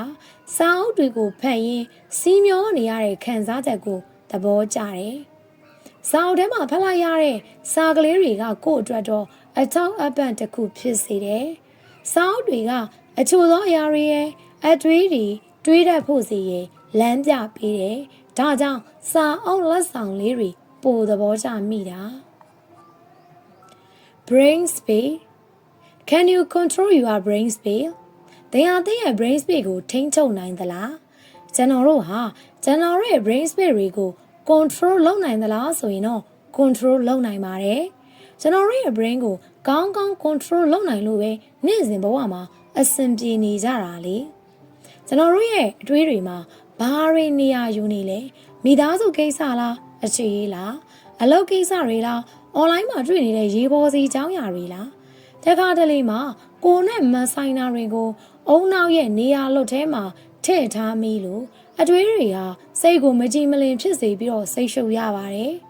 ကိုယ့်ရဲ့ brain space ဆိုတာကလည်းအခန်းထဲကဗီဒီယိုတစ်ခုလိုပဲကိုယ်သဘောကျတဲ့အရာလေးတွေကိုပဲစနစ်တကျအခန်းလိုက်သီးသန့်သိမ်းထားလို့ရမယ်ဥပမာပြောရရင်ကိုယ်အုံနောက်ထဲမှာကိုဖြစ်စေခြင်းတဲ့အိမ်မက်တွေသင်ယူတက်မြောက်ခြင်းတဲ့ပညာရပ်တွေမှတ်သားထားတဲ့ချလတ်တွေကိုယ့်အတွက် favorite ဖြစ်စေတဲ့လူတွေအကြောင်းကိုယ်စိတ်ကြိုက်မှတ်သားထားလို့ရပါတယ်အလုံးသွားခင် new feed မှာတွေ့လိုက်ရတယ်စိတ်ညစ်စရာအကြောင်းအရာတွေအလုတ်သွားရင်းနဲ့လမ်းမှာကြားလိုက်တဲ့ရံဖြစ်လို့ဆဲဆိုးနေတဲ့စကားတွေအလုံးမလုံးပဲအဆင်မပြေဘူးလို့ထိုင်ကြီးသွားနေတဲ့သူတွေအကြောင်းစားတဲ့အကြောင်းအရာတွေထွက်တော့ကိုယ်အုံနောက်မှာနေရာပေးနေစားမလိုပါဘူး brain space မှာလည်းအကန့်အသတ်ရှိလို့ not enough space မဖြစ်ဖို့အတွက်ကိုယ်တိုင်စောင့်ရှောက်ရပါမယ်ဒါမှသာကိုယ်အုံနောက်ထဲမှာကိုလိုချင်တာတွေဖြစ်ချင်တာတွေကိုပို့ပြီးတော့မှတ်သားနိုင်မှာပါဘလောက်ပဲချစ်ချစ်တန်မိုးထားမခံရတဲ့အခါကျွန်တော်တို့ဟာလူငယ်ပြီးအချက်မှာစီးမျောခဲ့ဘူးကြတယ်ဘဝနဲ့ရင်းပြီးချစ်ရလောက်တဲ့အထိချစ်တတ်ကြတယ်ကိုယ့်ရဲ့အချိန်တွေကိုအပြည့်အဝပေးပြီးဘသူ့ကိုမှဆိုချစ်တတ်ကြတယ်ကိုယ့်ဘက်ကစပြီးတော့မနဲ့အိယာချတာနဲ့ဖုံးဆက်ပြီးတော့နှိုးရက်တယ်အလုတ်သွားတဲ့အချိန်နေ့လယ်စာစားချိန်အလုတ်ပြန်ချိန်တွေမှာတတိတရားနဲ့ဖုံးဆက်ဖြစ်တယ်ညဘက်တွေမှာလည်းကိုယ့်အတွက်ကိုကားပဲစပြီးတော့ဖုံးစခေါ်ဖြစ်တယ်ကိုဘက်ကပဲဖုန်းတွေခေါ်နေလို့လားမသိဘူးတဖြည်းဖြည်းနဲ့ပေါ့ပြက်ပြက်နိုင်လာတယ်လို့ပါပဲကိုဖုန်းခေါ်တဲ့အခါတိုင်းပြောချင်တာကိုမပြောချင်တယ်လို့နဲ့ဖုန်းချပြလိုက်တယ်တတိယရဲ့အကြောင်းဘလောက်ထိချစ်အကြောင်းတွေကိုတော့မကြားရတာကြာခဲ့ပြီအချိန်တွေကကြာလာတော့ကိုယ့်ဘက်ကပဲတစ်ဖက်သက်ကြီးချစ်နေရတယ်လို့ဂယုဆိုင်နေရတယ်လို့ခံစားမိလာတယ်အသွားပဲရှိပြီးတော့ပြန်မလာတော့တဲ့အချစ်တစ်ခုမှာအမြဲတမ်းပြီးနေရသူဟာတန်ဖိုးမဲ့နေတယ်လို့ပဲဖြစ်နေတယ်ဘဝနဲ့ရင်းပြီးချစ်ခဲ့ရတယ်လို့ဘဝလက်တွဲပေါ်ဖြစ်ပါရည်ရွယ်ခဲ့မိတာမှားတာပဲအချိန်တွေကြာလာတာနဲ့အမျှသူ့ဘက်ကအချစ်တွေဟာပြောင်းလဲလာတယ်ကျွန်တော်တို့ဟာလူတယောက်ကိုဘလောက်ချစ်တန်မိုးထားမခံရတဲ့အခါဝမ်းနေမိကြတာပါပဲဘလောက်ချစ်တန်မိုးထားမခံရတဲ့အခါအဆက်အသွယ်ဖြတ်ပြီးဆုံးလွတ်လိုက်ကြတာဟာအကောင်းဆုံးပါပဲတန်မိုးထားမခံရတဲ့ရောက်ဝန်းမှာရှင်သန်နေမဲ့အစားတယောက်တည်းရှင်သန်ရတာကပိုကောင်းပါတယ်ပင်မနေပြီလားတဲ့မနေ့ကညနေလောက်ကပြန်မက်ဆေ့နူတီမှာစာလေးတစ်ကြောင်းဝင်လာတယ်ဘာရဲမဟုတ်ကိုလန်းဝင်ဖက်လိုက်မိတယ်ဝင်လာတဲ့စာလေးကပင်မနေပြီလားတဲ့တကယ်တော့အလောက်ကပြန်အိမ်ပြန်ရောက်ရင်ထမင်းဆိုင်တွေအဲ့တွေခဏချပြီးတော့နားတတ်တဲ့အချင်းရှိတယ်အလုံးမရန်ပင်မနေနေဆိုတက္ကတလေအိပ်ပျော်သွားတတ်တယ်မနေ့ညနေကတော့ပင်မနေပြီလားဆိုတဲ့စကားစုလေးကိုတွေးတော့ပင်မနေပေမဲ့ပြုံးလိုက်မိတယ်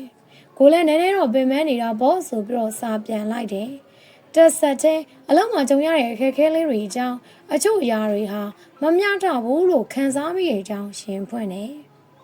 ကိုစီစာဝရတဲ့သူကကိုယုံကြည်ရတဲ့သူတယောက်ဖြစ်တာကြောင့်အဲ့သွန်ဖာမောက်ရင်ဖွင့်လိုက်မိတယ်စိတ်ထဲမှာလေးနေတာတွေပေါ့သွားတယ်လို့ပဲခံစားလိုက်ရတယ်တကယ်ဘက်ကပြောတဲ့နှစ်သိမ့်စကားတွေအားပေးစကားတွေကြောင့်ကိုပင်ပန်းခဲ့တဲ့မြပပြောက်သွားတယ်လို့ပါပဲကိုရဲ့ပင်ပန်းနေတဲ့အချိန်မှာပင်ပန်းနေပြီလားဆိုတဲ့စကားလေးကကိုနဲ့ချက်တူတရားရောက်နားမှာရှိနေတယ်လို့ခံစားမိပါတယ်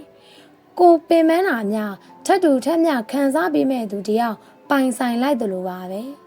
စကားစုလေးကတိုးပေမဲ့ကို့စိတ်မှာတော့ပီတိတွေနဲ့ကြည်နူးနေမိတယ်ရီးစားစာကျွန်တော်တို့ဟာချစ်ချင်းမြတ်တာနဲ့ကင်းဝေးပြီးနေလို့မရဘူးလေချစ်ချင်းမြတ်တာတွေနဲ့အတူစီးမျောရှင်သန်နေကြတာပါအရွယ်ရောက်လာတဲ့တနေ့မှာတဘဝလဲတစုံတစ်ယောက်ကိုချစ်ခင်စုံမက်ခဲ့ကြမှုတယ်အဲ့ဒီတစုံတစ်ယောက်နဲ့နီးစပ်ဖို့ဆိုရင်တော့ချစ်တယ်ဆိုတဲ့စကားလေးကိုစာရွက်ပေါ်မှာစာလေးရေးပြီးတော့၎င်းလူချင်းတွေ့ပြီးတဲ့အခါမန်နယ်ချင်းဆိုင်တော်၎င်းပြောခဲ့ကြတာပါပဲကျွန်တော်တို့60ဘုန်းတွေကတော့ရီးစားစာလိုက်ပေးရတဲ့ခစ်ကိုမှီခဲ့ကြတယ်။စာရွက်ပေါ်မှာမျက်နှာလေးရေးပြီးတော့ကိုယ်သဘောကျတဲ့ကောင်မလေးတယောက်ကိုလိုက်ပေးရတယ်။လိုက်မပေးရရင်ကောင်မလေးရဲ့စပိန်ချင်းနှောင်းလေးကိုထည့်ထားတတ်ကြတယ်။ အဲဒီကောင်မလေးကကိုကိုသဘောကျရင်ပြန်စာလေးရောက်လာလိမ့်မယ်သဘောမကျရင်တော့ဆရာမနဲ့အတိုင်ခံရမှာပေါ့ဒါမှမဟုတ်နဂါးမျက်စောင်းနဲ့ဒိုးတာပေါ့အခုလို social media တွေခေတ်စားမလာခင်ကပေါ့ရီးစားကလိုက်ပြီးရင်အချစ်တစ်ခုကိုဖန်တီးဖို့စတင်ခဲ့ကြတဲ့အချိန်တွေပေါ့စာအုပ်ကြားမှာညှက်ထားလို့အသေးပုံခေါယူချိုးနေတဲ့ရီးစားစာလေးတွေတော့မမြင်မတွေ့ခဲ့ကြတာကြာပြီမလားအခုတော့ရီးစားစာ commercial လေးတွေဟာအစားအထိုးဝင်ရောက်လာတယ်ရီးစားစာတွေပပျောက်သွားပြီမဲ့ရီးစားစာနဲ့ပတ်သက်တဲ့အမှတ်တရတွေကိုတတိယနေစေမဟုတ်လားတငယ်ချင်းတို့အချစ်ရဝန်းကနေပြေးထွက်ခြင်းနဲ့ခိုက်တန့်တွေဘဝမှာချစ်လဲချစ်ခဲ့ဘူးပြီကိုဘဝမှာဒူသားရရဆိုတဲ့စိတ်နဲ့ချစ်ခဲ့ဘူးတယ်ကိုထက်သူ့ကိုပိုဂယုစိုက်ပြီးချစ်ပေးခဲ့တဲ့အချိန်ကာလတွေတုန်းကပေါ့အသေးလဲခွဲခဲ့ဘူးတယ်အသေးခွဲတယ်ဆိုတာထက်ကိုချစ်တဲ့သူမရှိတော့ရင်တယောက်တည်းမရှင်သန်နိုင်တော့ဘူးလို့ထင်တဲ့အချိန်တွေဆိုပုံမှန်ပါလိမ့်မယ်ဒီနေ့ဒီအချိန်ထိကိုကြုံမှုခဲ့တဲ့ relationship တစ်ခုရဲ့အစဟာတာယာလှပခဲ့ပေမဲ့အဆုံးသတ်ဟာလမ်းခွဲခြင်းပါပဲနားလည်မှုနဲ့လမ်းခွဲခြင်းမျိုးလဲကြုံမှုပြီးစကားများရန်ဖြစ်ရင်လမ်းခွဲခဲ့တာမျိုးလဲကြုံမှုပြီးတယောက်ကိုတယောက်ချစ်ပေမဲ့အမှုချစ်တွေကိုလက်မခံနိုင်တဲ့အခါချစ်လျက်နဲ့စွန့်ပစ်တတ်ကြတာပါပဲငယ်ငယ်ကလက်မခံခဲ့တဲ့အချစ်တစ်ခုနဲ့မပြည့်စုံဘူးဆိုတဲ့စကားကိုလဲအခုတော့လက်ခံလိုက်ပါပြီတကယ် relationship တစ်ခုမှာအချစ်တစ်ခုနဲ့မပြည့်စုံဘူးအချစ်ရဲ့နောက်မှာပကာသနာတွေစင်တန်းတွေငွေကြေးတွေဟာအလိုလိုကပ်ပါလာတတ်ကြတယ်အခုအချိန် relationship အကြောင်းကိုမေးလာခဲ့ရင်ဘယ်သူကိုမှမချစ်တော့သလိုဘယ်သူကိုမှအပြစ်မတင်လို့ဘူးလို့ပဲကိုဖြေမိပါလိမ့်မယ်အခုအချိန်ကကို့အတွက်တော့အချစ်ရဝန်းကနေပြေးထွက်ခြင်းနဲ့အခိုက်အတန့်နေပါပဲတယောက်တည်းဝမ်းနေနေတဲ့အခါတခါတလေမှာလူ့ကျင့်ဝင်စည်းကမ်းတွေကြောင့်သာမပြောလိုက်ရတဲ့စကားတွေရှိတယ်မပြောသေးလို့မပြောလိုက်တာပဲရှိတာမပြောရဲလို့မပြောခဲ့တာတော့မဟုတ်ဘူးကျွန်တော်တို့တွေဟာရှင်သန်နေသမျှကာလပတ်လုံးအစဉ်ပြေခြင်းမပြေခြင်းတွေနဲ့စုံတွေ့နေရအောင်မှာပါပဲလေလိုချင်တာကိုပဲရွေးယူလို့ရရင်ကောင်းမယ်လို့ကလေးတွေးကလည်းတွေးဘူးကြမှာပါကိုလိုချင်တာပဲရွေးယူလို့ရအောင်ကံစမာကလမ်းထိပ်ကဈေးတယ်လဲမဟုတ်ဘူးလေကံစမာကသူလာခြင်းတဲ့ပုံစံမျိုးမျိုးနဲ့ကိုယ့်စီရောက်လာမှာပဲလေကိုယ့်စီရောက်လာတဲ့အခါဘယ်လိုလက်ခံကြမလဲဆိုတာကိုပဲကြိုပြီးတော့ပြင်ဆင်ရပါမယ်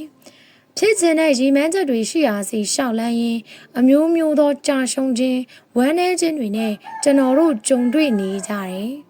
တယောက်တည်းဝမ်းနည်းနေတဲ့အခါတိတ်ဆိတ်နေလိုက်ရတာကိုသဘောကျတယ်တယောက်တည်းဝမ်းနည်းနေတဲ့အခါကျွန်တော်တို့ရဲ့စိတ်တွေဟာပျော့ညံ့နေမှာမို့စိတ်ဓာတ်တွေကျမသွားဖို့လိုတယ်ပြောချင်တာကဝမ်းနေနေရလို့စိတ်ဓာတ်မကြပါနဲ့တယောက်တည်းဝမ်းနေနေတဲ့အခါစာအုပ်ဖတ်ပြီးနေလိုက်တာကကျွန်တော်တို့အတွက်ပိုးပြီးတော့တတ်တောင့်တတ်တာဖြစ်စေပါတယ်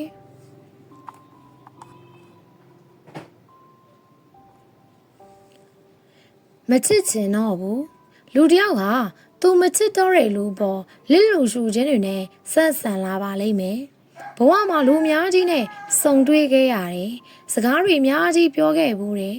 သူတွေလည်းရှိတယ်အပြန်လာသဘောကျမိတဲ့သူတချို့လည်းရှိတယ်ချက်ချင်းမြတ်တာတွေပြန်လည်ပေးပြီးချစ်သူဆိုတဲ့ဆက်ဆံရေးလည်းရှိတယ်ဘဝရဲ့အရန်ချစ်ခဲ့ဘူးတဲ့ချစ်သူပေါ့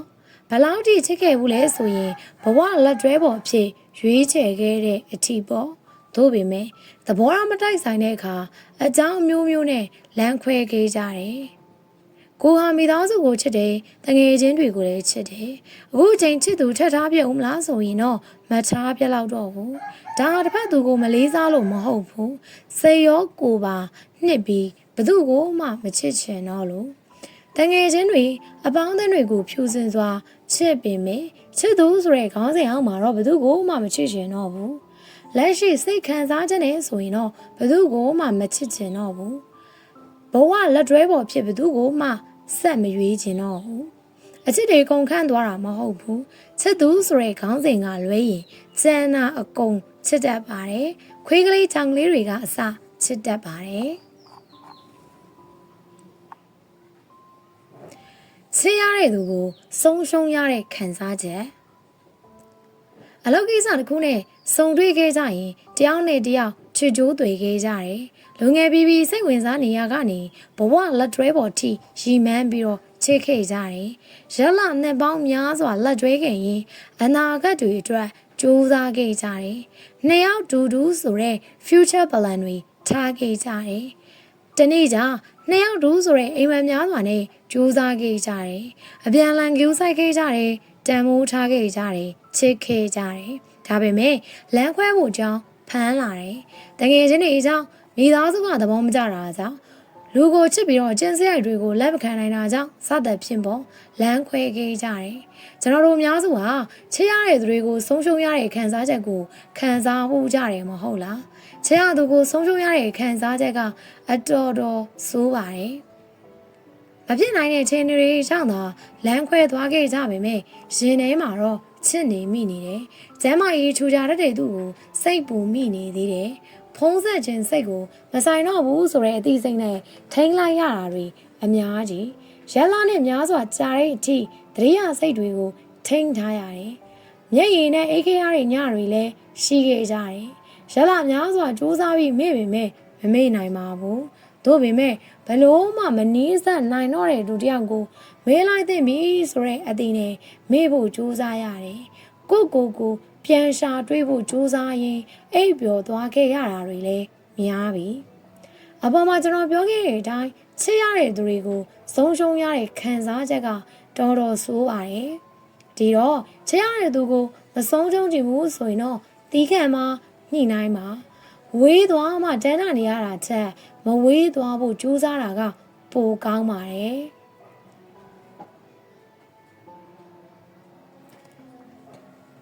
စောင်းတွေကိုချစ်တက်လာတယ်စောင်းတွေဖတ်တဲ့ကလေးကစောင်းတွေကိုသဘောကျမိသွားတာပါပဲကိုမသိသေးတဲ့အရာတွေကိုဘယ်တစ်စုံတစ်ယောက်ကမပြောပြပဲပထမအဆုံးသိခွင့်ရတဲ့နေ့ပေါ့စာရီဖတ်နေတဲ့အခါကိုတကယ်ဖြစ်နေတယ်လို့မျိုးခံစားရတဲ့အထိအချို့စာအုပ်တွေဟာပုံဖော်ရေးသားထားတာအရန်ကောင်းပါတယ်။စောင်းတွေကိုဖက်ပြီးတော့သိလာရတဲ့ဘဟုတုတတွေဟာနေ့စဉ်လူနေမှုဘဝမှာဓာတ်ရိုက်အချိုးမကျရင်တောင်မှတနည်းနည်းနဲ့ကိုယ်တွေအတွက်တော့အထောက်အကူပြုတယ်။ဘဝမှာရှောင်ကျဉ်ရမယ့်အရာတွေကိုသိခွင့်ရလာတယ်။စောင်းထိန်အပ်တဲ့ကျင့်ဝတ်တော်များများလဲသိလာရတယ်။စောင်းထဲမှာအချို့စကားလုံးတွေဟာကိုယ့်ဘဝတဲ့အတွက်အမှတ်ရစရာမှတ်သားသင့်စရာတွေရှိတယ်။စောင်းတွေကိုသဘောကျတတ်တဲ့ကိုထရက်စောင်းတွေကိုအဖော်ပြူပြီးရှင်သန်ရတာကိုနှစ်သက်လာတယ်။ရင်းနှီးတဲ့သူကိုငှားပြီးတော့ပြန်များတဲ့စောင်းတွေလည်းကိုကယနေ့အထိမှတ်မိနေသေးပဲ။ကိုဘွားကိုလမ်းပြပေးခဲ့တဲ့မိတ်ဆွေတွေအကြောင်းပြောပါဆိုရင်တော့ကျွန်တော်ဖတ်ဖူးခဲ့တဲ့စောင်းတွေအကြောင်းထည့်ပြောရပါမယ်။ဘာကြောင့်ဆိုတော့စောင်းတွေဖက်ပြီးတော့ဘဟုတုတာတွေတိုးလာလို့ကိုကလည်းခုလိုတည်ငြိမ်ရင့်ကျက်လာတာလေဒါကြောင့်ပဲစောင်းတွေဖက်နေတဲ့အခါစောင်းလေးတွေတွန့်ခောက်သွားမှာစာရက်တီချူချီသွားမှာကိုအယမ်းကြောက်တယ်ဒီလိုနဲ့ကိုဟာစာအုပ်တွေကိုချစ်တက်လာခဲ့တယ် Where's your energy တကားလေးမရမ်းပင်ပန်းပြီးအယိုးတွေပြော့တဲ့အထိအားရော့ဘူးလားပင်ပန်းပြီးစိတ်ရိုင်းတွေဝင်တဲ့အခါမြင်သမျှတွေ့သမျှကိုရန်လိုစိတ်ဖြစ်ဘူးလား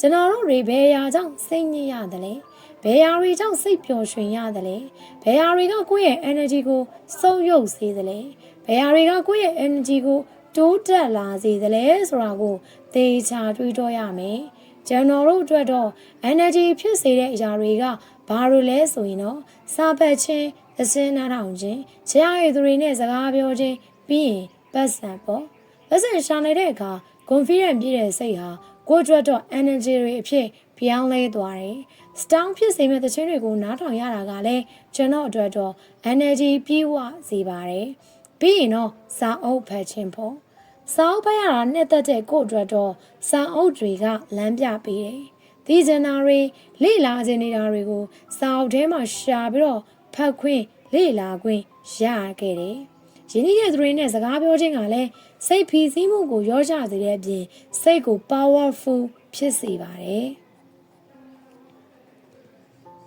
ကိုယ့်ရဲ့ ability ကိုသိချင်ရင် ကျွန်တော်တို့မှာအမျိုးမျိုးသောမတူညီတဲ့အရေးချင်းတွေရှိကြတယ်တချို့ကတန်ကောင်းတယ်တချို့ကညံကောင်းတယ်တချို့ကပကြီးဆွဲတာတော်တယ်တချို့ကစာဖတ်အားကောင်းကြတယ်တချို့ကပြဿနာတစ်ခုကိုဖြေရှင်းတဲ့နေရာမှာတော်ကြတယ်စသဖြင့်ပေါ့တယောက်နဲ့တယောက်မှာမတူညီတဲ့အရေးချင်းတွေရှိကြမှာပဲပကြီးဆွဲတဲ့ဘက်မှာ challenge ရှိပေမဲ့အဲ့ဒီလူဟာတချင်းဆိုနေရင်တော့အောင်မြင်ပါမလားပဲကျွန်တော်တို့မှာပင်ကိုစွမ်းရည်ဆိုတာရှိပြီးသားပဲကိုယ့်ရဲ့ပင်ကိုစွမ်းရည်ကဘာလဲဆိုတော့သိချင်ရင်ကိုလှုပ်ချင်တာဖြစ်ချင်တာတွေကိုလုပ်ကြည့်ပါအကယ်၍ကျွန်တော်ကဓာတ်ပုံဆရာဖြစ်ချင်တယ်ဆိုပေမဲ့တချင်းဆိုတဲ့အခါပိုကောင်းနေတတ်တာမျိုးပေါ့ကျွန်တော်ရဲ့ ability ဟာကျွန်တော်တို့ဖြစ်ချင်တာတွေနဲ့တထက်ထက်ကြကြမှကြပါလိမ့်မယ်ကွဲလဲနေတာလဲရှိကောင်းရှိနိုင်ပါတယ် ability ဆိုတာမျိုးကထိုင်နေုံနဲ့တော့သိတာလာတာမျိုးမဟုတ်ဘူးလို့ကျွန်တော်ထင်တယ်တခုခုကိုလုံနေရင်လည်းမှသိလာတဲ့လုံနိုင်စွမ်းလို့မြင်တယ်။ဒါကြောင့်ကိုယ့်ရဲ့ ability ကိုသိချင်ရင်တစ်စုံတစ်ခုကိုစလုပ်ဖို့လိုအပ်ပါတယ်။ထိုင်နေုံတွေးနေုံနဲ့တော့ဖြစ်တည်လာတယ်ဆိုတာကအိမ်မက်ထဲမှာပဲရှိပါတယ်။ကိုယ့်ရဲ့လုံနိုင်စွမ်းကိုသိချင်ရင်ကိုယ်တိုင်စူးစမ်းဖို့တော့လိုအပ်ပါတယ်။နားလည်ပေးလိုက်ပါ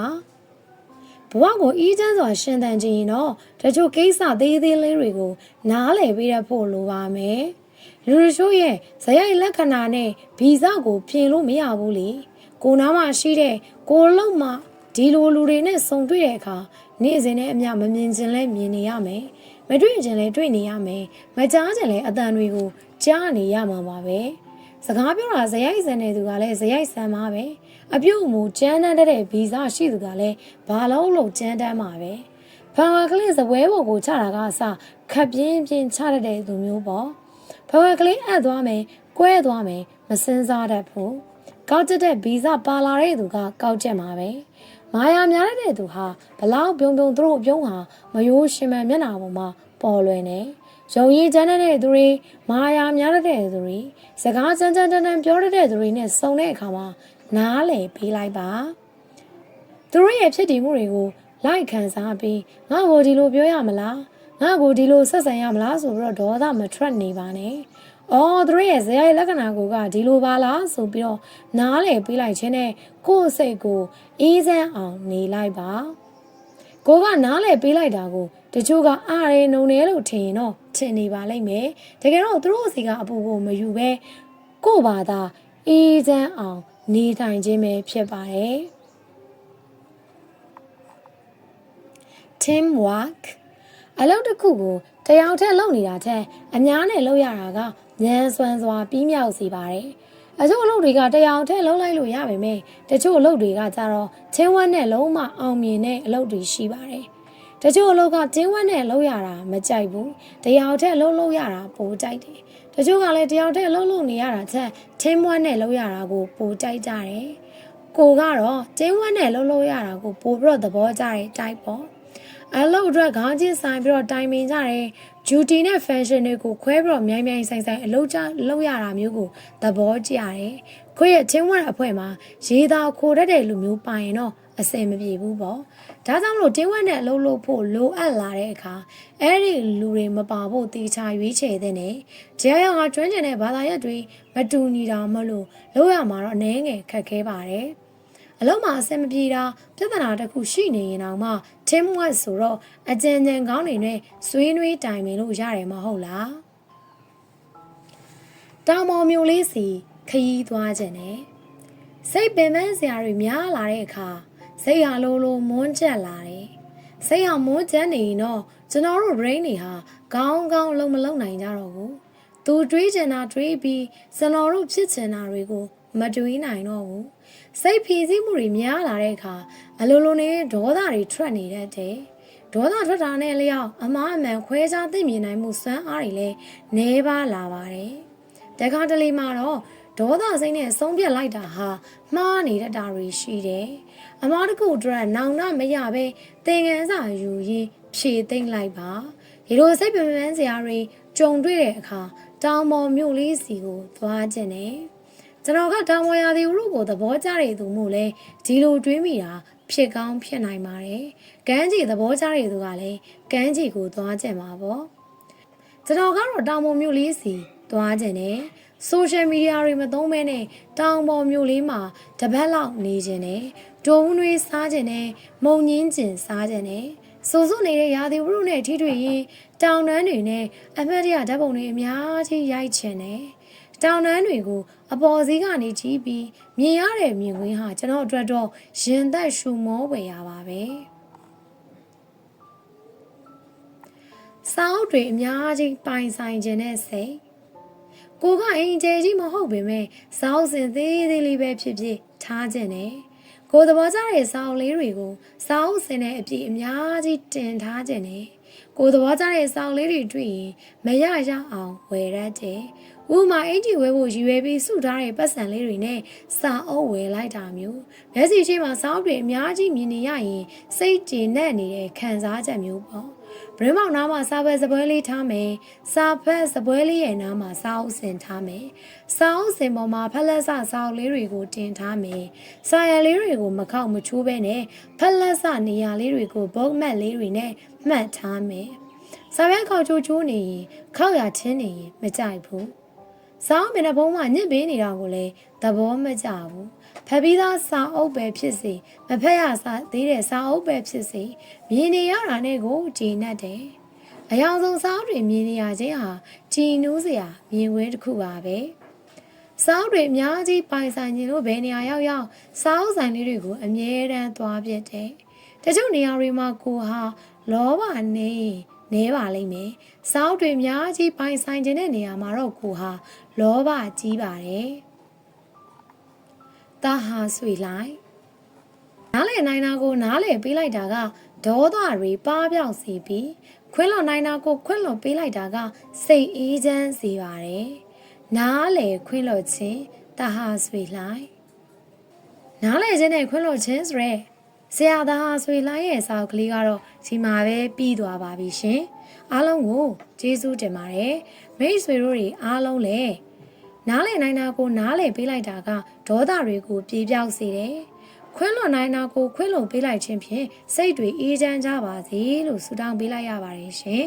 နောက်ထပ် Oreo ပို့စာအုပ်လေးတွေကိုအမြဲနားဆင်မှုအတွက်စာပေတုဒ္ဒလူတိုင်းရ YouTube Channel လေးကိုလည်း Like and Subscribe ကလေးလုပ်ထားပေးပါအောင်ရှင်မိတ်ဆွေတို့အနေနဲ့နားထောင်ခြင်းနဲ့စာအုပ်ကလေးတွေရှိရင်တော့ဒီ YouTube ဗီဒီယိုလေးရဲ့အောက်မှာ comment လေးတွေမှန်ခဲ့လို့ရပါတယ်မိတ်ဆွေတို့နားထောင်ခြင်းနဲ့စာအုပ်ကလေးတွေကိုလည်းဆက်ပြီးတော့ဖတ်ပြသွားပေးမှာပဲဖြစ်ပါတယ်ရှင်အားလုံးကိုကျေးဇူးတင်ပါတယ်နောက်ထပ်စာအုပ်လေးတွေဖတ်ပြရင်းနဲ့ပြန်လည်ဆုံတွေ့ကြပါမယ်ရှင်